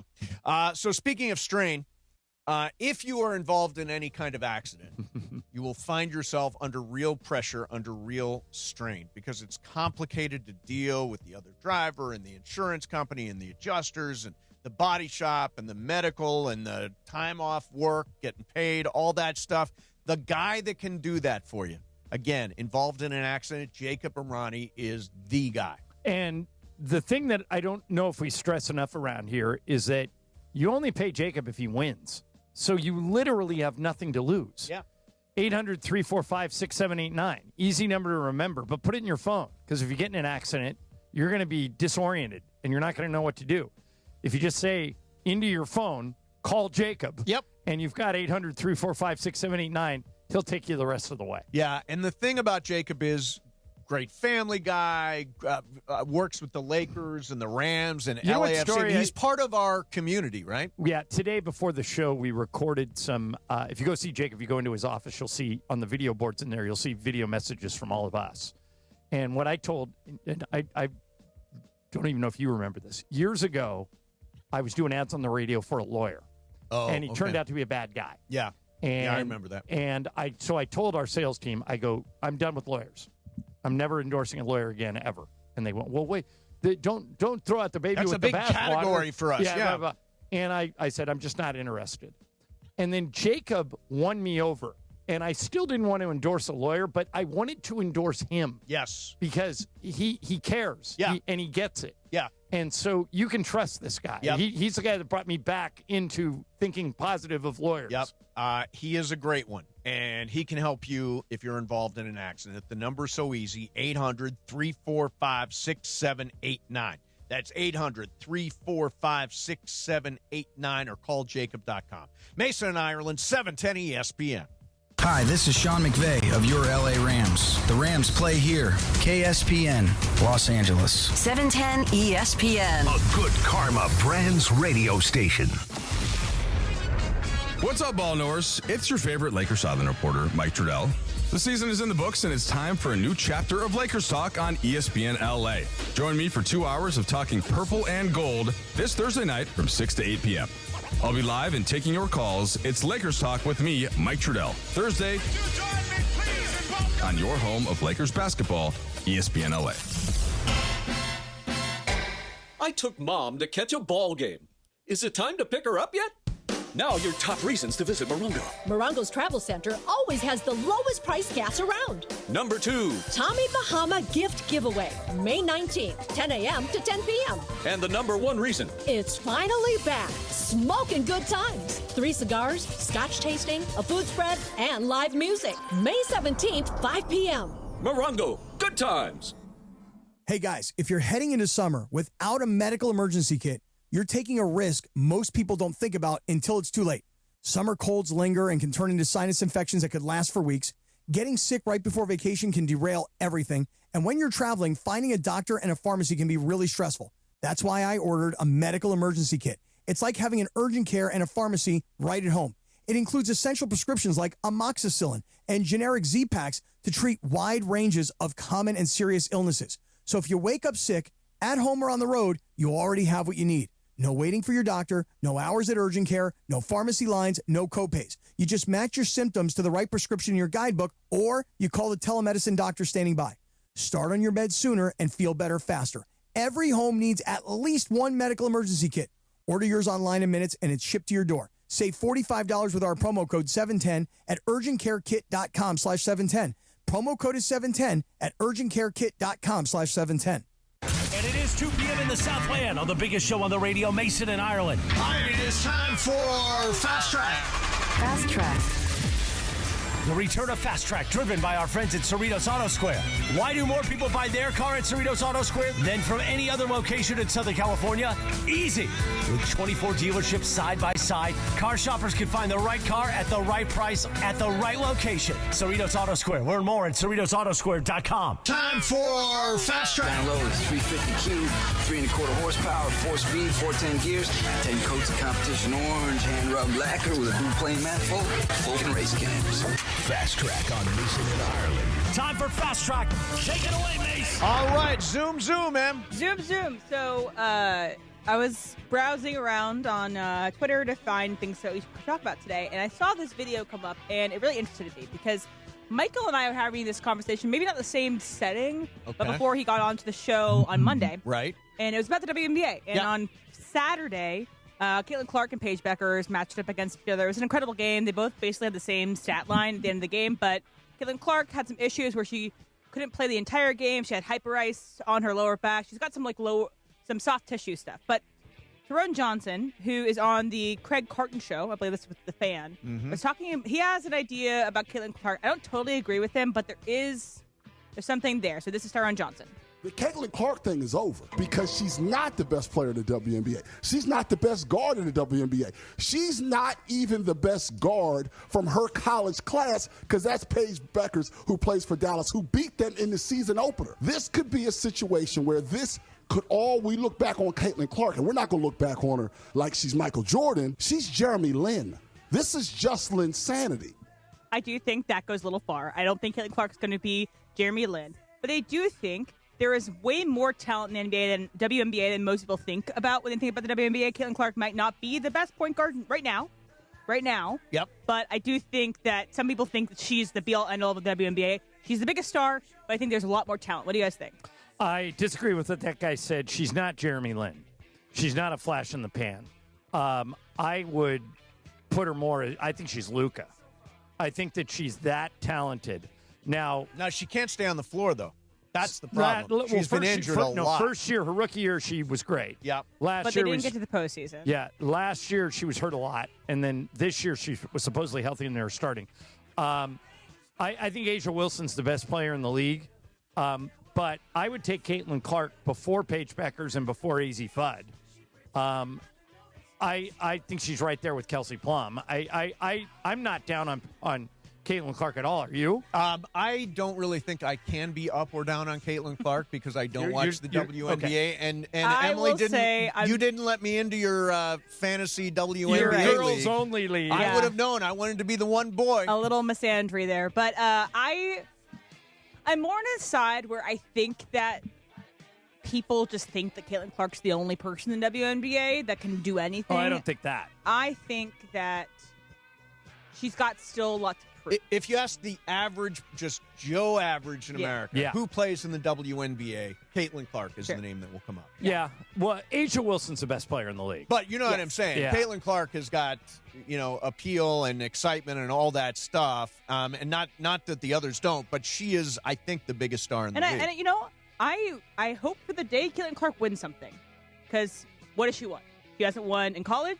She hasn't won the WNBA. Wait a minute. What do you mean? She took Iowa to the Final Four back-to-back years. Oh, does she have a ring? No, but I mean, you've fallen into ring culture. She does not have a ring culture. She hasn't won. Second place is for losers, according to Emily Evil. Let's wait until she's got a ring to anoint her. Okay. All right. Starting tomorrow, who is this? Mike Trudell, the new host of Lakers Talk. Yeah, let's go. We've brought the high chair in. He's ready to go. 6 to 8 p.m. Listen to a Lakers voice you know and trust.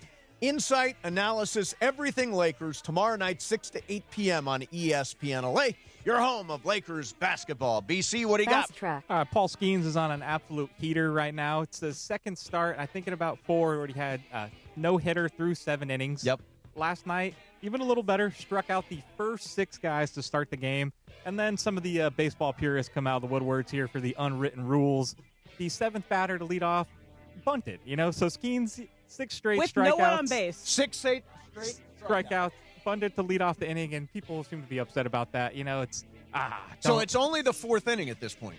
But it's a no-hitter. Oh, yeah. And there's no one on base. Yeah, but I got to be honest with you. You're looking to generate something against a guy who's striking everybody out. I'm okay in that situation. I hate unwritten rules. I think they're stupid. I don't want a 9th inning butt in a no-hitter, but it's the 3rd inning. Emily, of course. you didn't Get like on that base. they bunted? I just think it's a little cheap. There's no one on base. You're not moving anybody up. You're bunting just to get somebody on base. Get on base. Yeah, But what's wrong with that? I think it's a little cheap. If I'm the manager, I say to that guy, hey, I don't care what you do, get on base. We need straight up. Let's go. Like men. Well, to quote Michael Jackson, we want to be starting something. Real men still bunt. Yeah. Real men Put do that bunt. on a T-shirt. Real men bunt. Real men bunt.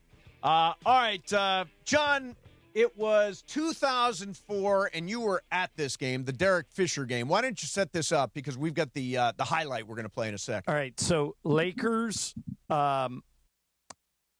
well, first of all, this was a really interesting series. This was the Karl Malone, Gary Payton year. And we go down to it's the second round of the playoffs. And then in the third round, we ran into Minnesota and knocked them out. But in the second round of the playoffs, Tony Parker in games 1 and 2 just destroys Gary Payton. Just destroys him. And Payton was so offended when we went into the locker room and we went, so Tony, it looks you're famous for your defense, but it looks like you can't guard Tony Parker. And I can remember Gary saying, I can't guard Tony Parker. That's what you're saying? I can't guard. Well, yeah, he's lit you up 2 games in a row.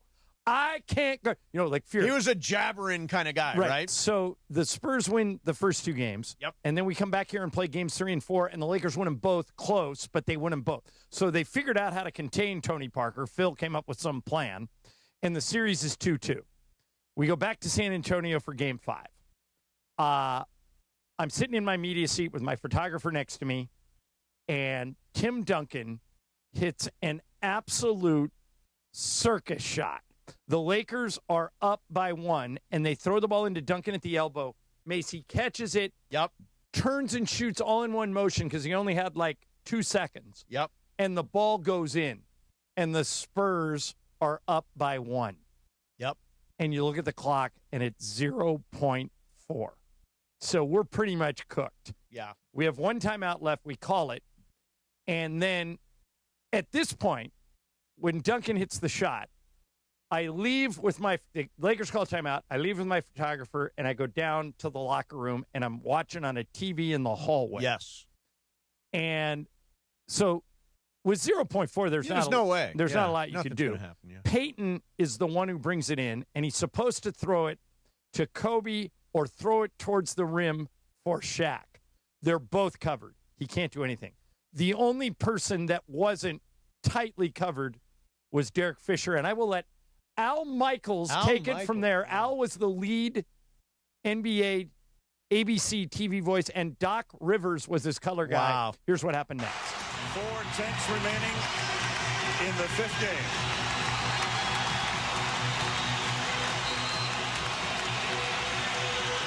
Here they go. They get it to Fisher. He scores! Derek Fisher scores at the buzzer. It'll have to be reviewed. They'll review it. The Lakers are going to run to the dressing room, and they'll try to get on the plane before the officials can get over to the scorer's table. Boy, oh, my God. It was stunning. Yep. And if you watch it, literally, he catches and shoots all in one motion. I think it was Manu Ginobili that was trying to guard him. And the ball goes in, and the Spurs were so stunned by this that the Lakers came back, knocked them out in Game 6, and the series was over. Yep. So that's one of 2 times in Laker history. Only 2. One was in the 60s. The other one was this one, 2004, where they went down 0-2 in a best-of-7 series and came back to win. Yeah. And amazing. One of the most incredible shots in Laker history. Now, what people forget is so next round we go play Minnesota, and we take them out. In the finals, we play Detroit. Yeah. We split the first 2 games in L.A., and then the Pistons win the next 3. So it was a shot that didn't lead to a championship, but still one of the great shots in Laker history. Yeah, amazing. Yeah, I remember exactly where I was when it happened. I was doing post-game, fake post-game. Do you remember fake post-game? We didn't have the rights. We didn't have the rights, but I still, right after the game, I would go on the air. You know who my partner was? Sean Farnham. Who's still on ESPN, still killing it. He did fake post-game with me. Do you ever do fake post-game, Em? Not This with is how you can here. tell. This is how you can tell you're part of a fake post-game. If the station promotes itself, like what we'll do is, since we don't have the Dodgers and the other guys have the Dodgers, you'll hear a promo at some point in our station. Real Dodger We're talk. the station of real Dodger fans. Yes. Or Kelly Seal do an ad. Real Laker talk here, because we're not like Ireland. We don't sugarcoat it. Yeah. And then we return the favor to them for the Dodgers. You were doing the anti. Yeah, exactly. The one where you tell the truth. All right, coming up next, more Fast Track, and I want to mention I want to salute my brother who did something amazing. We'll do that coming up next. Mason and Ireland, 710 ESPN. It is Fast Track on Mason and Ireland on 710 ESPN, the all-new ESPN LA app, and always on YouTube at ESPN Los Angeles, driven by Cerritos Auto Square. It is time for Fast Track. Fast Track. Why do more people buy their car at Cerritos Auto Square than from any other location in Southern California? Easy. With 24 dealerships side by side, car shoppers can find the right car at the right price at the right location. Cerritos Auto Square. Learn more at CerritosAutoSquare.com. Time for Fast Track. More Fast Track next. It's DeMarco Farr and Travis Rogers for your afternoon drive. What's Nutty Fudge? I'm assuming fudge with nuts. Anybody a fudge fan back there? Fudge? One bite is enough. It's so rich. It feels like you're just eating a stick of butter. You're right. I've never eaten more than one. Yeah, one's enough. I'm cool off it. Nutty fudge? Yeah, I'm cool off it. Nutty What fudge. about nut-free fudge? I'm okay. Yeah. DeMarco and Travis have taken over Afternoon Drive. Weekdays starting at 3 p.m. on 710 ESPN. Memorial Day weekend checklist. Sunscreen, check. Snacks, check. Road trip playlist, check. Now, when's the last time you checked your oil? Before you hit the road, head to Valvoline Instant Oil Change for a fast 15-minute stay-in-your-car oil change, and no appointment is ever needed. Plus, they'll check your fluids, battery, wipers, and more, so you can worry less about your car and focus more on the weekend ahead. Visit SoCalOilChange.com for a special offer and your nearest location. Valvoline Instant Oil Change. Quick, easy, and road trip approved. Pizza Hut is bringing the heat with their new hand-tossed crust. Crispy and golden on the outside, soft and fluffy on the inside, finished with buttery garlic parm seasoning in every bite. And right now, grab a large pizza with any 3 toppings for just $11.99, delivery or carryout. When you're hungry for big flavor, keep the Pizza Hut coming with the $11.99 large 3-topping deal. Order now at pizzahut.com or download the Pizza Hut app. Limited time offer. Additional charges for extra cheese and toppings, stuffed crust, and original pan. My dad passed away unexpectedly. Of course, it was awful in every way, but we are very grateful that he had life insurance. So even after he was gone, he was still able to provide for us. And that's why I have life insurance for my family. Ethos.com. They make it fast and easy to get covered. It's 100% online. You get a quote in seconds, and you can apply in minutes. You get covered the same day. Get your free quote at ethos.com/game. That's ethos.com/game.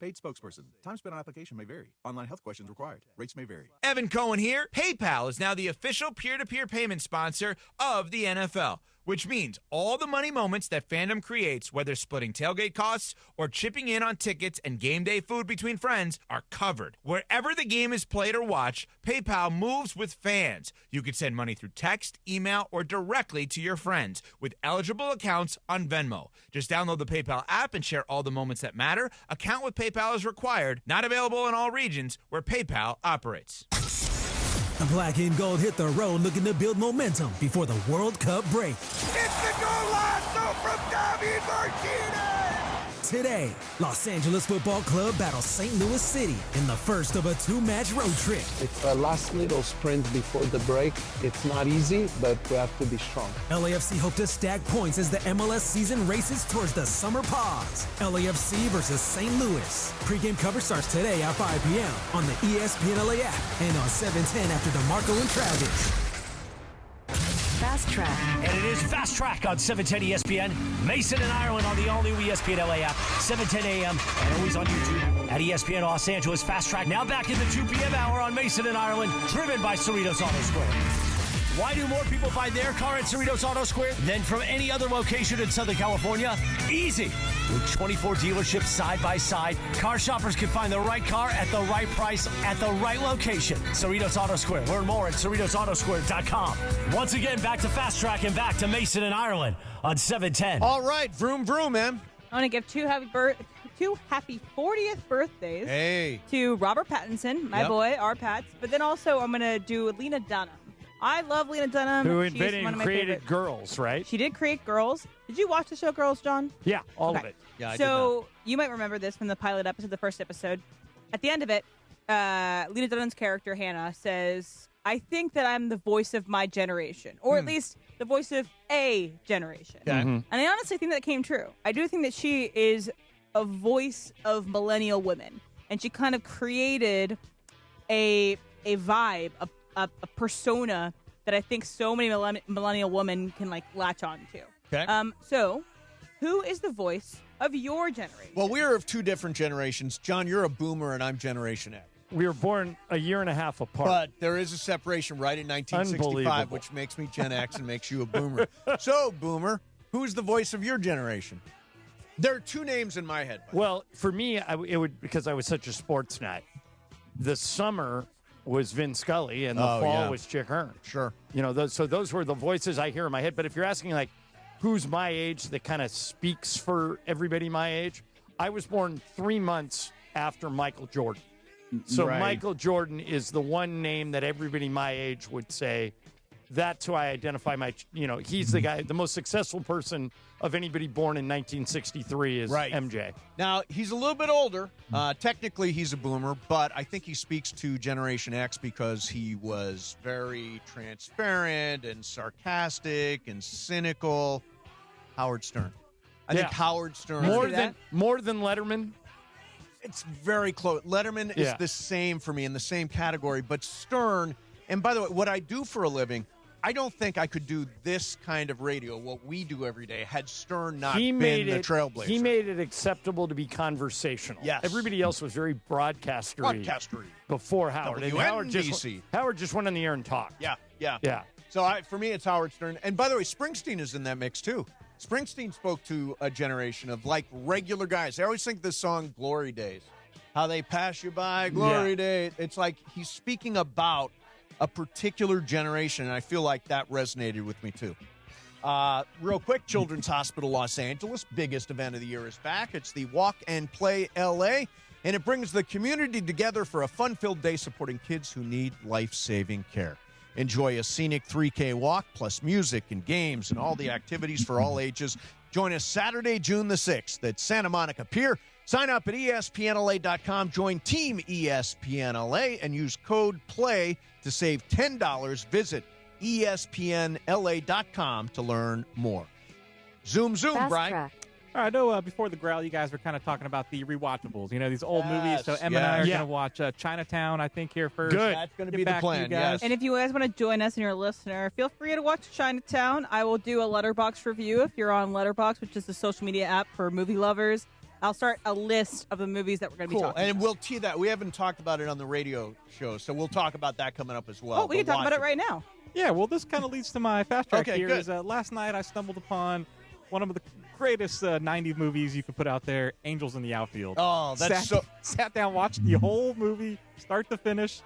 It is a little sad, too, but it's such a great movie. I'll tell you this. Joey Gordon-Levitt I got to know a little bit years ago, and he's the guy. Oh, you call him Joey. Movie. Yeah. But listen to the rest of the story, Brian. This might change the way you feel about this movie. He hates this movie. What? He thinks it's so cheesy and corny, and By the way, and it is, but for me, it totally works. I always and by the way, in 2002, when the Angels won the World Series, all the fans were doing the wave.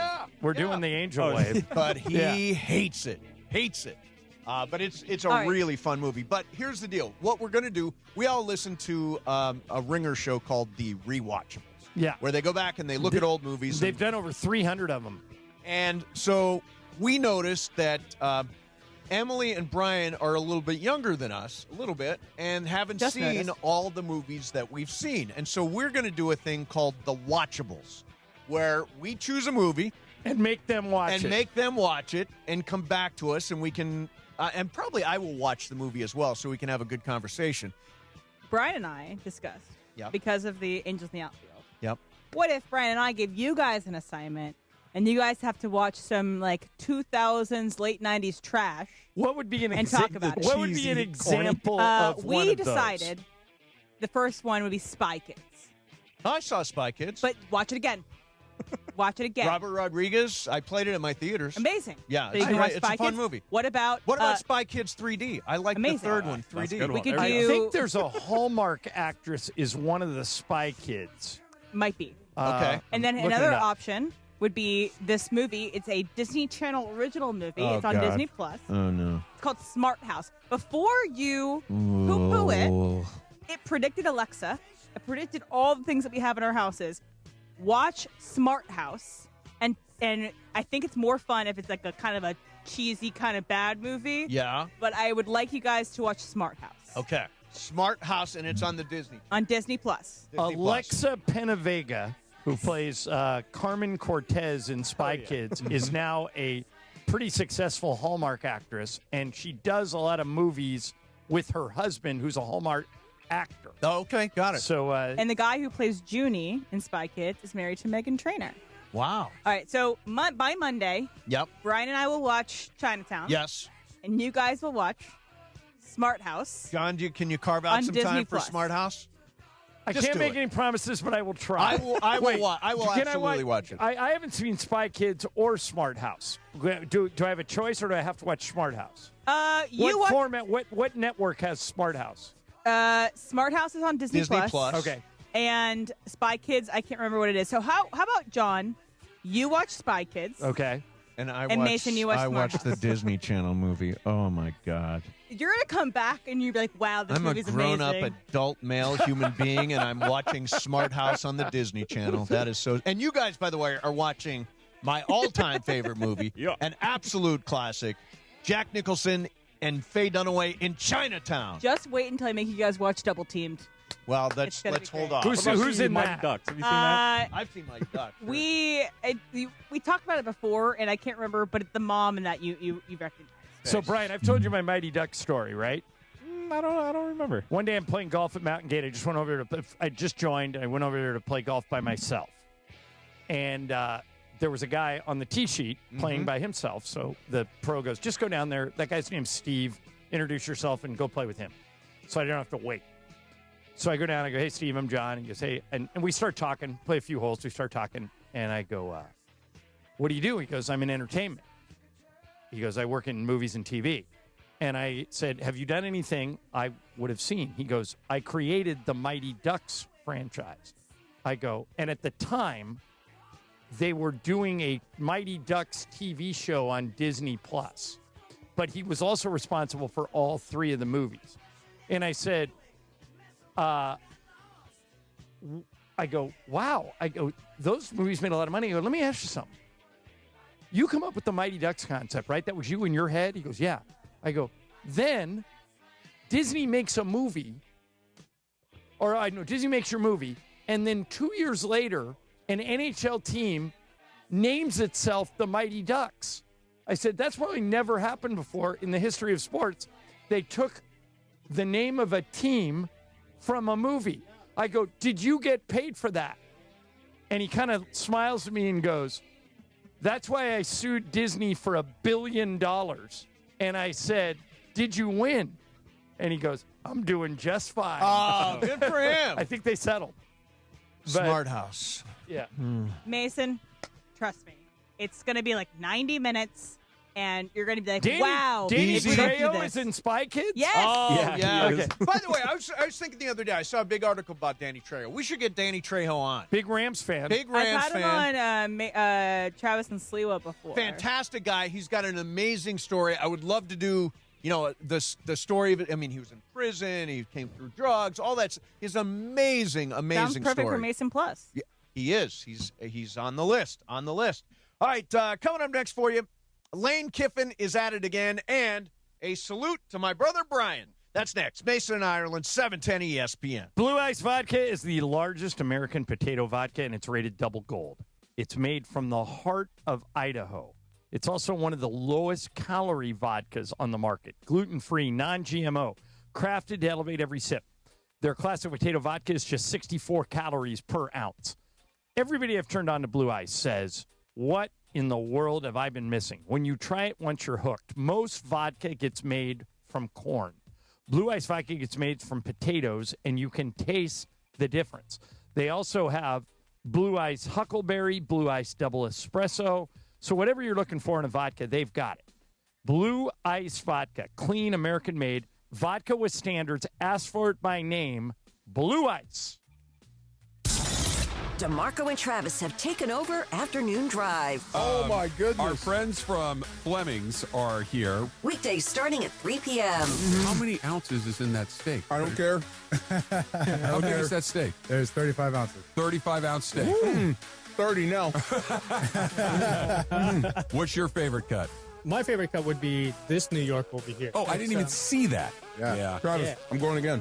Keep going. You're doing great. You're doing great. Keep going. I'll keep it up. You guys brought us a dip sandwich back here. Oh, yeah. The dip itself is so good. I've never had anything like that before. So that's our house-made French onion soup. French onion soup. I didn't even know that was allowed. Are you That's married? amazing. Yeah. Are you married? No, I'm engaged. I'm just saying, I love you. This is so good. Afternoons with DeMarco and Travis starting at 3 p.m. on 710 ESPN. The all-new ESPN LA app. And live on YouTube. Hey guys, it's Sedano. Next time you're at my home away from home, LAX, look up. You'll see the future of travel in action. It's the all-electric Skylink train. It's now testing, and trust me, this is a game changer.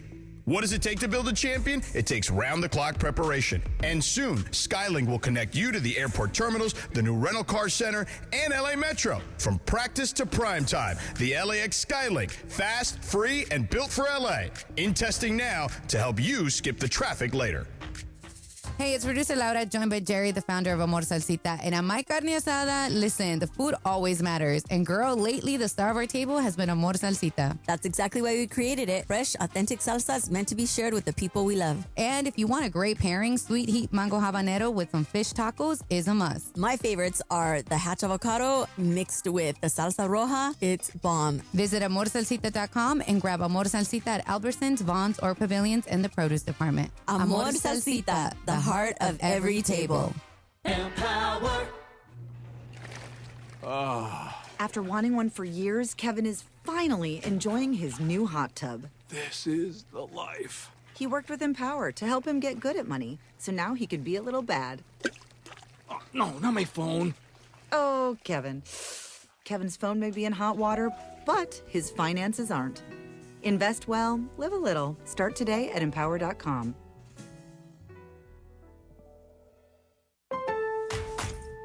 With the new My Lowe's Pro Rewards American Express card, earn 3 points per dollar spent on Lowe's qualifying purchases for the first 6 months after card account opening. Plus, save 5% every day on eligible purchases at Lowe's and earn points on eligible purchases everywhere else Amex is accepted.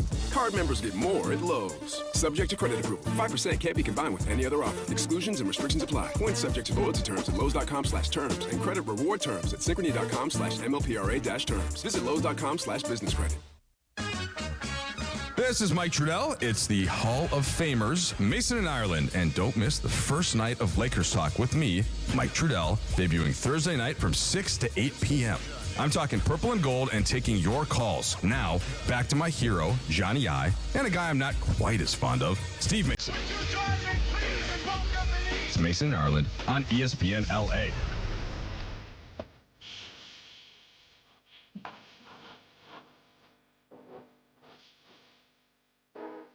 the birthday today, right? Stevie Wonder. Stevie Wonder's birthday. Brian, I can joke about it. Right? Oh, it's I can't take credit on my dad's all-time oldest jokes. Does music make you think? It made Stevie Wonder. You know what that is? That's a Michael Johnson joke. It made Stevie Wonder. Yes. Good one. Well, you guys know, Stevie Wonder can sing. Yeah, a little. He can a little bit. Go down. I won't go into it again. But go down the rabbit hole. Just type into a Google search, "Can Stevie Wonder see?" and see what comes up. I've seen it before. It was part of this concert at UVA. He performed with the Dave Matthews Band. Oh, really? Yeah, it's pretty cool. Yeah. So I want to salute my brother Brian. I'll tell you a story first about my dad. So my dad was not like me. He was a very, very gifted athlete. Very gifted athlete. So, and the opposite of you. And in my family, we would get, and I do have this gene, the obsessive gene, like where you just obsess over something and you do it all the time. So one summer, my dad and me and my brother Brian started playing racquetball. And I don't know whatever happened to racquetball, but it's gone. My mom loves racquetball. Does she? So we played 3-wall, and we all got really, really good. And my dad's like, well, you know what? I'm going to go to the national championships and enter. So my dad signs up for the national 3-wall racquetball championships in Oceanside, California. And you're living in Ohio. Living in Ohio. He won 4th. He was 4th in the country in 3-wall racquetball. So, all right, honest answer to this question. In your career as a 3-wall racquetball player, I was really good. Did you get hurt? No. No. I was not as bad as I am now. I feel like every 80s movie that involves business has at least one scene in a racquetball court. Yeah, it was a thing. So flash forward to my brother, who is going to turn 60 years old this week. So Happy birthday, Brian. My brother has become completely obsessed with pickleball. Plays it every single day. Well, you know, a lot of people are. Gives lessons. Runs a pickleball center called Toledo Pickle. Last week, he finished first. Won the Michigan Senior Mixed Doubles Championship I thought he lives in pickleball. Ohio.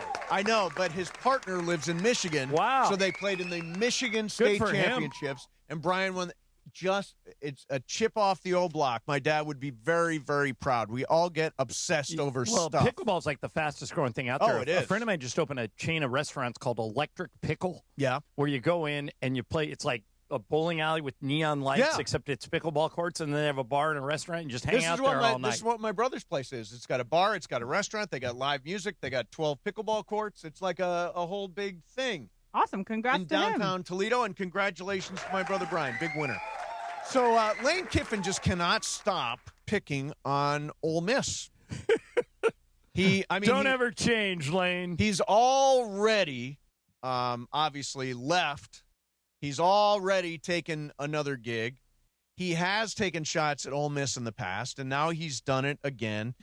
He says that it's easier to recruit at LSU because it's less segregated than Ole Miss. He says that when he was the coach at Ole Miss, he would go to recruit players, especially black players, and the parents would say, why do they still wave Confederate flags at Ole Miss? Why is Colonel Reb still your mascot? And all Lane could say, you know, we're a Southern school with a lot of tradition, and it's all in fun.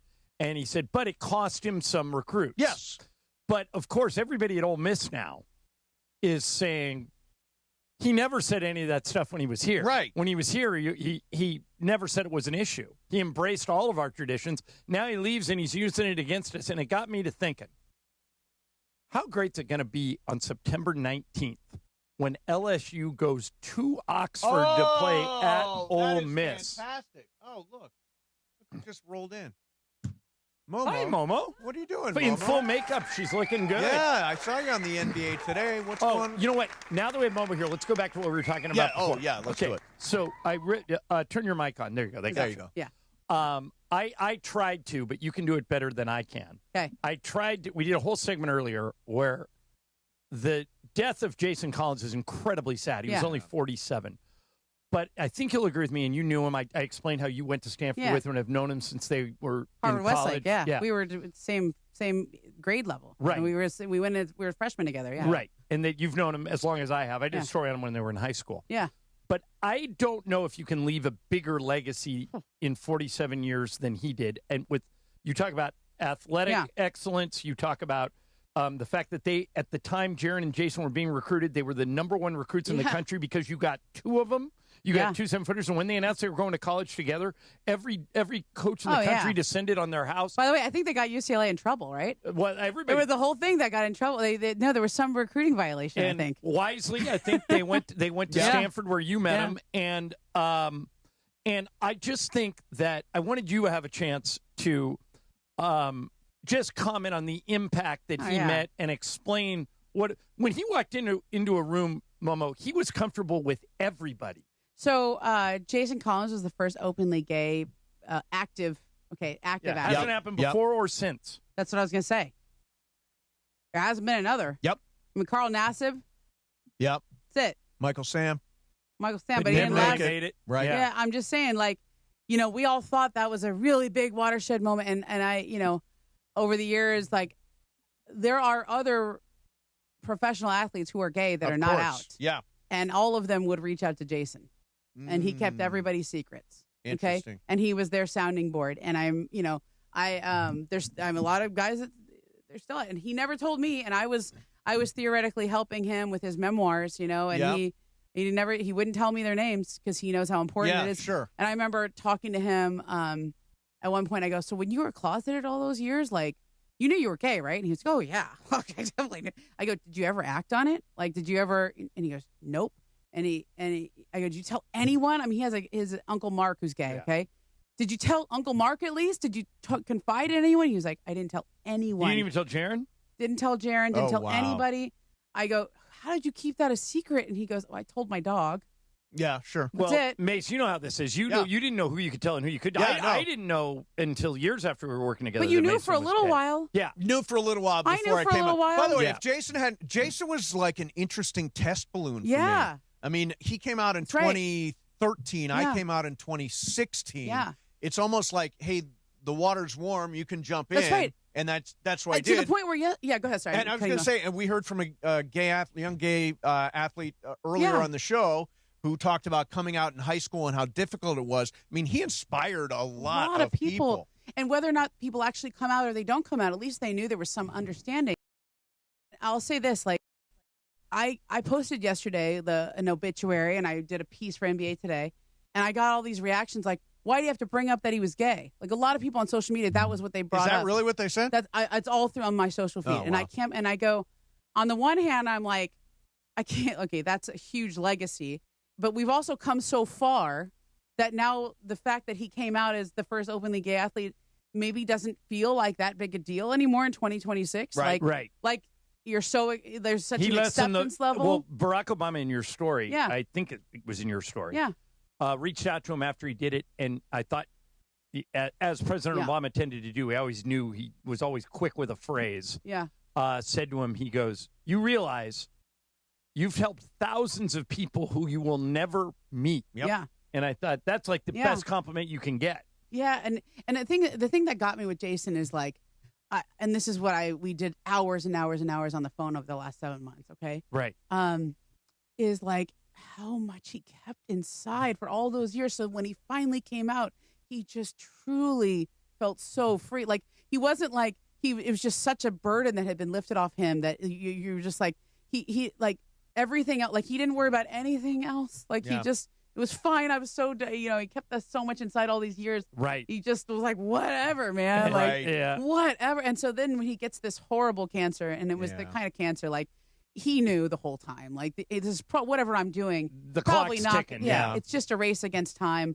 Can I try this experimental stuff, and can it beat it back long enough where something might work in a year or 2 or 3 years or whatever? But I think he knew this was probably it probably wouldn't work for him. Sure. But he was. I said this on TV. I kept waiting for him to be angry. Mm-hmm. I kept waiting for him to be I'm sure he got angry as he played center in the NBA, but I never saw him get mad.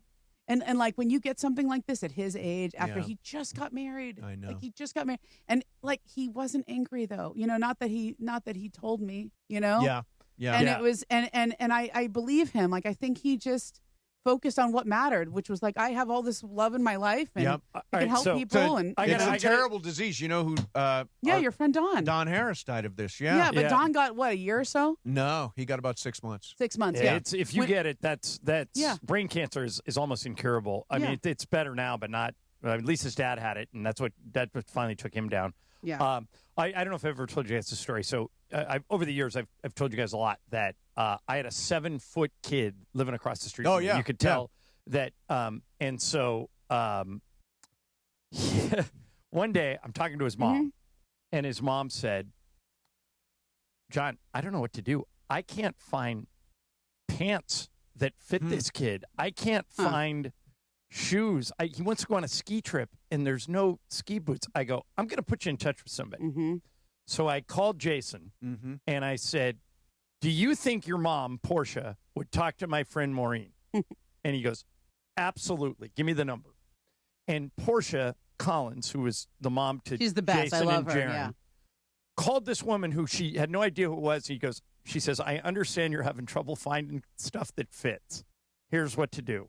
And gave her the exact roadmap. And Maureen had the advantage of having the internet. Yeah. When Jason and Jaren were growing up, she had to go to like hand-me-down stores and had to call people and figure it out. You don't think about that being a parent if your kids are 7 feet tall. They're just a great family. They're obviously hurting today and grieving tremendously. I'm thinking a lot about Jaren.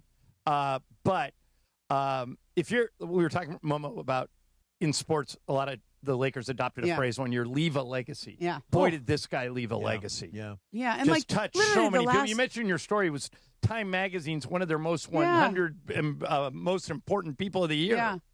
Yeah, I mean, good for him. It kind of sucks because so we were doing sports graffiti today, and we had some homophobic a-hole call and do something. Yuck. But then we had a couple of really good calls. And one of the points was a guy who came out in high school playing basketball said he thinks it's probably harder now than it was in 2013 because of the climate. And I actually agree with him. I think it's probably tougher now. Huh. Yeah. Why do you? Well, it might. I mean, no one's done it since. Yep. Okay. And I even think with Jason, because we've talked a lot about this too. I remember he told me when he first got drafted, he was staying at some hotel or something. Like that's where when you first get drafted before you have an apartment. Right. And he was like, I went down to the hotel, bar. I used to eat dinner there basically every night. Yep. And he goes, I was wearing a puka shell necklace, and some dude hit on him. Oh. And he was like, oh my God, like I'm giving off Giving vibes. off a vibe. He goes, and I never wear that puka shell necklace again. Yeah. And for just years and years and years, like having to just do all these things. Like, he was engaged to a woman at one point. And he always he would let teammates say things to him all the time. Like, you're dating this woman, he would he had friends who would always come visit him, like female friends. And he just let his teammates assume that he was with those girls. Yes. Hey, you want to play a game of games? Sure. Of course. Yeah. Okay. Always. Yeah. It's all right. You're in. We're going to do some game of games coming up next. No. Whose game? Oh, it's my game. Oh, yeah. I was pointing at you. I thought you were asking me if I had to read. Oh, We're going to do it after the next segment. Ireland's game. Coming up next. I got it. Momo's hanging out. Mason and Ireland, 710 ESPN. It's DeMarco Farr and Travis Rogers for your afternoon drive. I live in Dana Point, or very close to Dana Point. The Dana Point Marina has sea lions all over the place. They're really kind of gross creatures. They don't stink. They stank. Yeah, Stank. and they're loud. Loud and violent. How does a seal sound like? Pretty good, right? DeMarco and Travis have taken over Afternoon Drive. Weekdays starting at 3 p.m. on 710 ESPN. Prizes, flyaways, even cash money. You want it? We've got it. Find a list of all contests and official rules by visiting ESPNLAcontests.com. That's ESPNLAcontests.com. Memorial Day weekend checklist. Sunscreen, check. Snacks, check. Road trip playlist, check. Now, when's the last time you checked your oil? Before you hit the road, head to Valvoline Instant Oil Change for a fast 15-minute stay-in-your-car oil change, and no appointment is ever needed. Plus, they'll check your fluids, battery, wipers, and more, so you can worry less about your car and focus more on the weekend ahead. Visit SoCalOilChange.com for a special offer and your nearest location. Valvoline Instant Oil Change. Quick, easy, and road trip approved. We all hear the radio ads about the IRS. They tell you to be afraid, to be scared, and they try to frighten you into calling. I'm not here to do that. Tax Relief Advocates is different. TRA is here to tell you that if you owe money to the IRS, whether it's $5,000, $50,000, or $500,000, we have a solution. It doesn't matter if you're sitting in your car, at work, or with your kids. No matter where you are, call now. 800-575-6759. Don't lose hope. TRA can eliminate or reduce what you owe to the IRS. Generous programs are now available that can give you a fresh start. Our passion is taxes and helping individuals fix their IRS problems. We have over 1,000 five-star reviews on Google and an A+ with the Better Business Bureau. You don't need to be afraid of the IRS any longer. End your tax nightmare today by visiting us online at TRA.com or call 800-575-6759. That's 800-575-6759. Tax Relief Advocates. Real solutions for real people. And it is time on Mason and Ireland for the final segment. The final segment of the show, always Game of Games time, presented by the one and only Jacob Emrani. Call Jacob. CallJacob.com. And yes, that new telephone number, 800-345-6789. 800-345-6789. Hi, this is Jacob Emrani. Game of Games made possible by the law offices of Jacob Emrani. Let's do it. Game of Games time on Mason and Ireland. Take it away, Mace. All right, it is Ireland's game today. Look who's here. It is Momo sitting in for the Who game. just told me Caitlin Clark's in town tonight. Oh, wow. Playing the Sparks. Oh, nice. I feel like staying down here for 4 hours. Oh. Oh. Yeah. Your headphones? Okay. I got skills. That is true. All right, well, you're getting your headphones ready. I'll explain this game because I don't think we've ever played it before. Okay. This game is called More Than, Less Than, or Just Right. Okay. I'm going to give you a number and explain what it's for. Then you tell me if the number is more than the number, the real number, than the number I gave you, less than the number I gave you, or exactly. No, like I'll give you an example. If I said the number is 1, and the issue is, how many brothers does Steve Mason have? Okay. Yeah. Okay. And so if you have 2 brothers, so you would the say answer would be more than. Okay, Yeah. So you got Okay. All right, here we go. The number of teams that my favorite all-time baseball player, Nolan Ryan, played for. Okay. The number is 3. Is the actual number more than 3, less than 3, or right at 3? Brian, Nolan Ryan, 3 teams. More than, less than, or just right? Just right. Okay. M. Just right. Mace. More than. Ramona. Well, I know 3. I think it's just right. It's actually less than. Less than. The actual number is 4.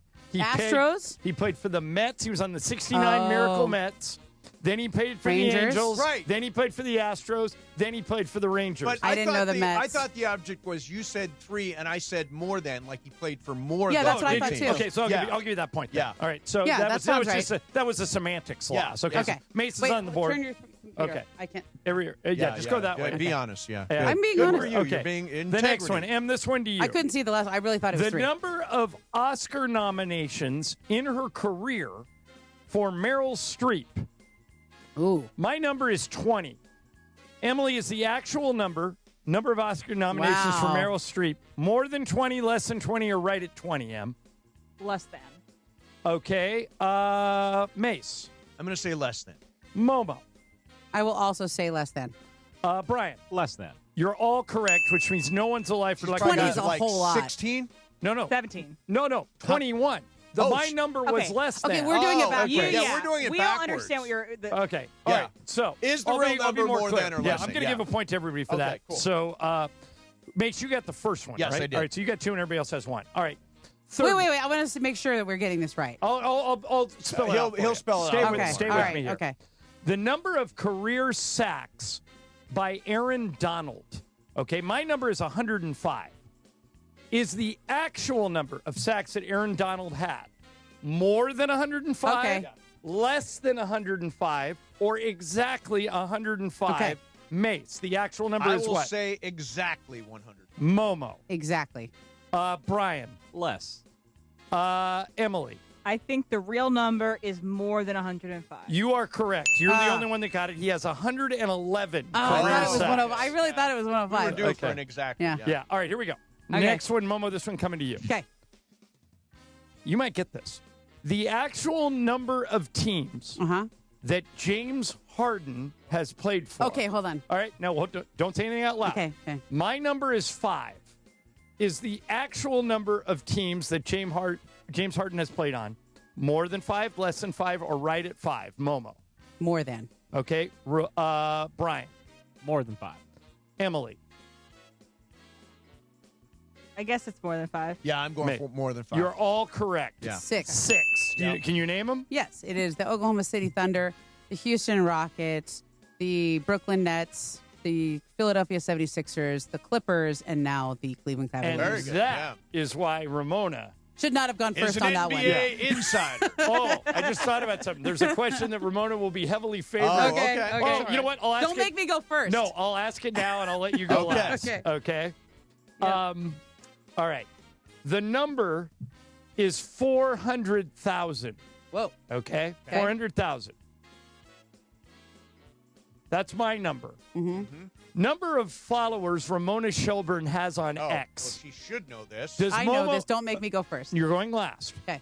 Does Momo have more than 400,000, less than 400,000, or exactly 400,000?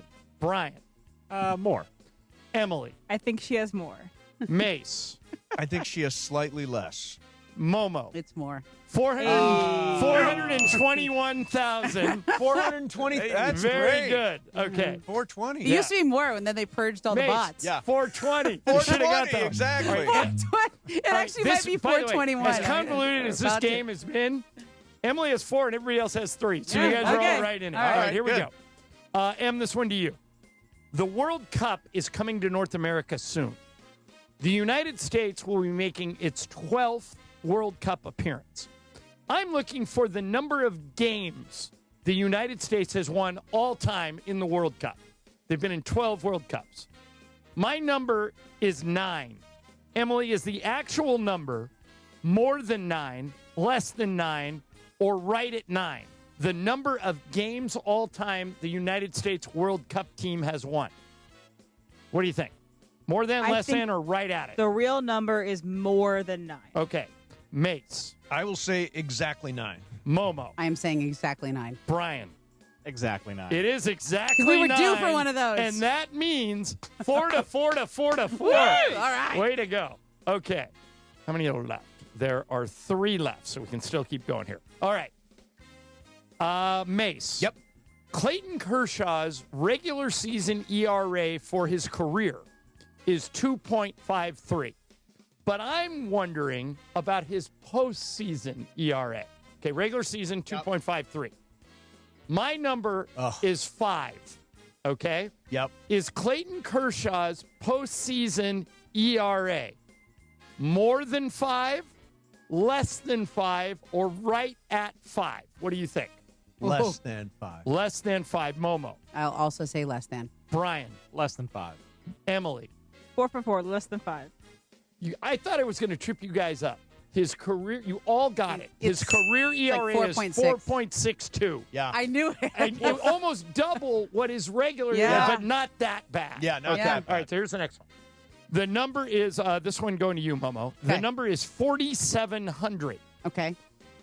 I'm looking for the number of yards Matthew Stafford threw for in his MVP season last year. Is the actual number more than 4,700, less than 4,700, or exactly 4,700, Momo? More than.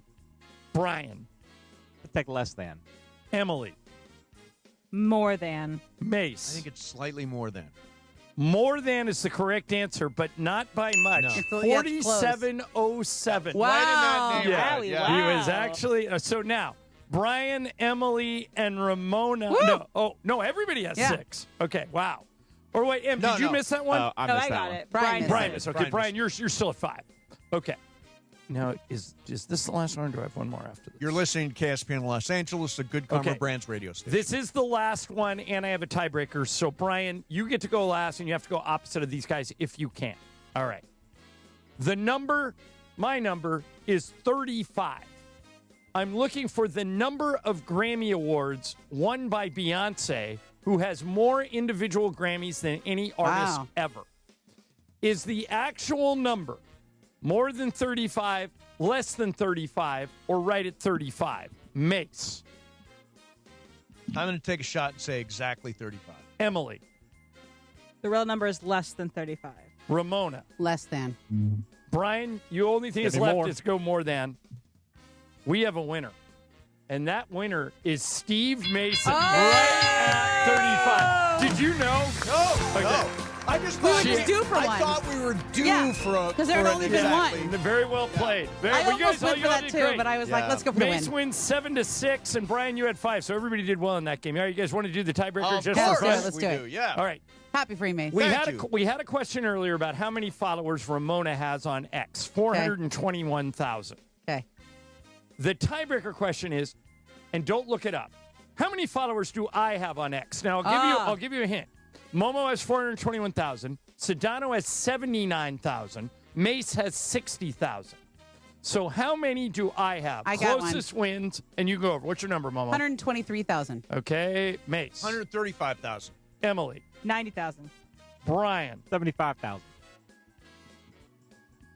The winner is Momo. I have 116,800. That's good. 116. You almost got it right. And you on the barely number. tweet. Right, yeah. I You don't barely anymore. tweet. Well, because But you there's- were an early adopter. Yeah, and I was like Shaq and Ashton Kutcher. Yep. I loved Twitter early, and then the haters and the trolls came out, so now I kind of stay away from it. Because the way you have a lot of followers, there's two reasons. A, if you were an early adopter, and B, if you have some breaking news or something. Right. You were an early adopter, and you're the Laker guy. You're right. I think I'm going to break some news. You can break some news? Yeah. What you going to break? What do you want to know? I don't know. I'm going to break something someday. Oh, and that's how you're going to get your count up? I'll give you some breaking news one day. Yeah, do that. I'll give do it that. to you. I'll come up with something. Let me be the reporter, and you retweet me so that everybody knows I'm the guy. Breaking. Breaking. How would you do it? Would you get a graphic made? Oh, yeah, I would get a graphic made. I'd have my people do a graphic. Absolutely. You have to do that in advance. Oh, yeah, no, we'd work it up. You have to do it fast, too. I always say if I don't know why I had this slot one day. I think it was in a dream. That I had some piece of information that everybody wanted to know. Oh. Like I knew what LeBron was doing. Right.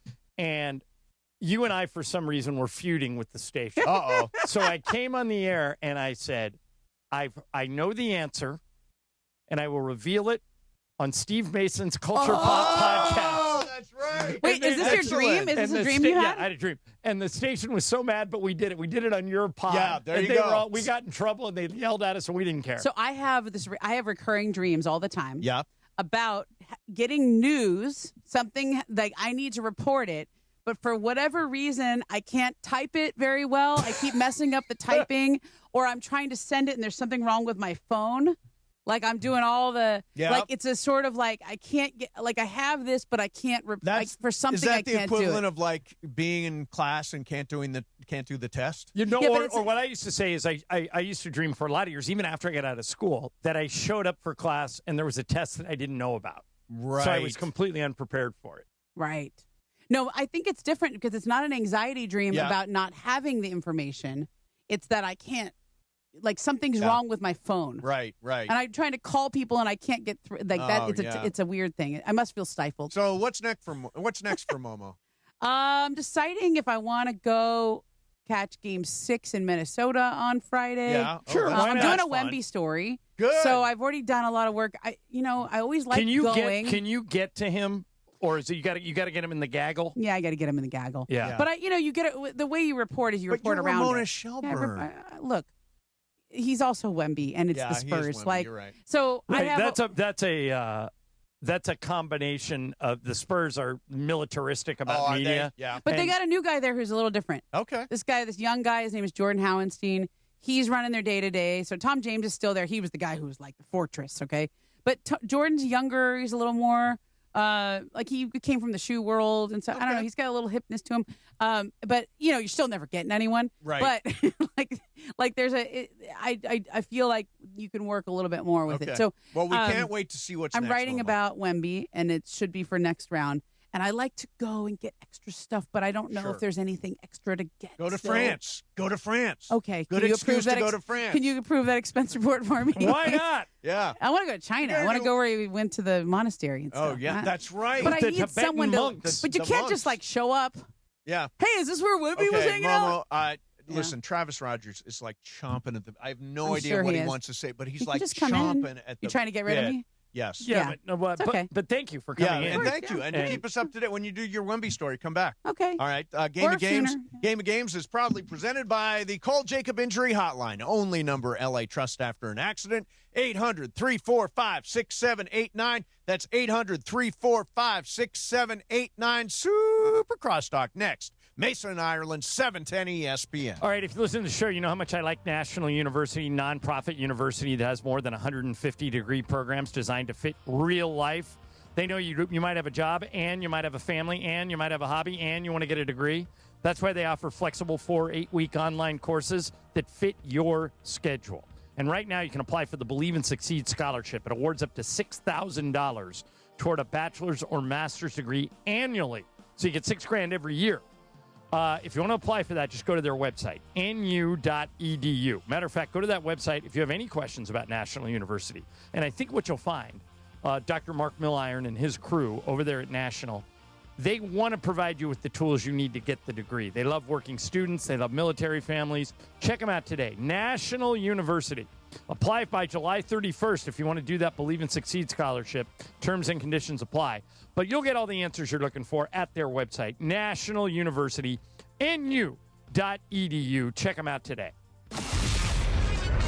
What's up, ball knowers? It's your favorite Lakers Southern reporter, Mike Trudell. The season is in the books, and it's time for a new chapter of Lakers talk on ESPN LA. Join me for 2 hours of talking purple and gold this Thursday night from 6 to 8 p.m.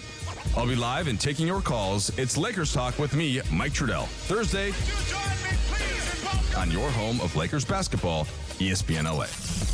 You have your vote by mail ballot. Now it's time to vote. Drop it off early at any official ballot drop box. Visit plan.lavote.gov to learn more. That's plan.lavote.gov. Brought to you by the Los Angeles County Registrar. Los Angeles, if you missed out on any action this past season, don't make the same mistake. Secure your spot in the Rams house for 2026. Watch every home game next year with big-time matchups against the Bills, Chiefs, Cowboys, and Packers. In addition, enjoy home playoff ticket access, interest-free monthly payment plans, and stadium event pre-sale access. Visit therams.com/2026. Again, that is therams.com/2026. Don't miss out on any of next season's action. Get your Rams season tickets today. ESPN AM 710 Los Angeles. It's the greatest segment in LA sports radio history. Oh my God. When the shows come together for magic on the radio. It will only grow stronger. Super Crosstalk. It's time for Super Crosstalk.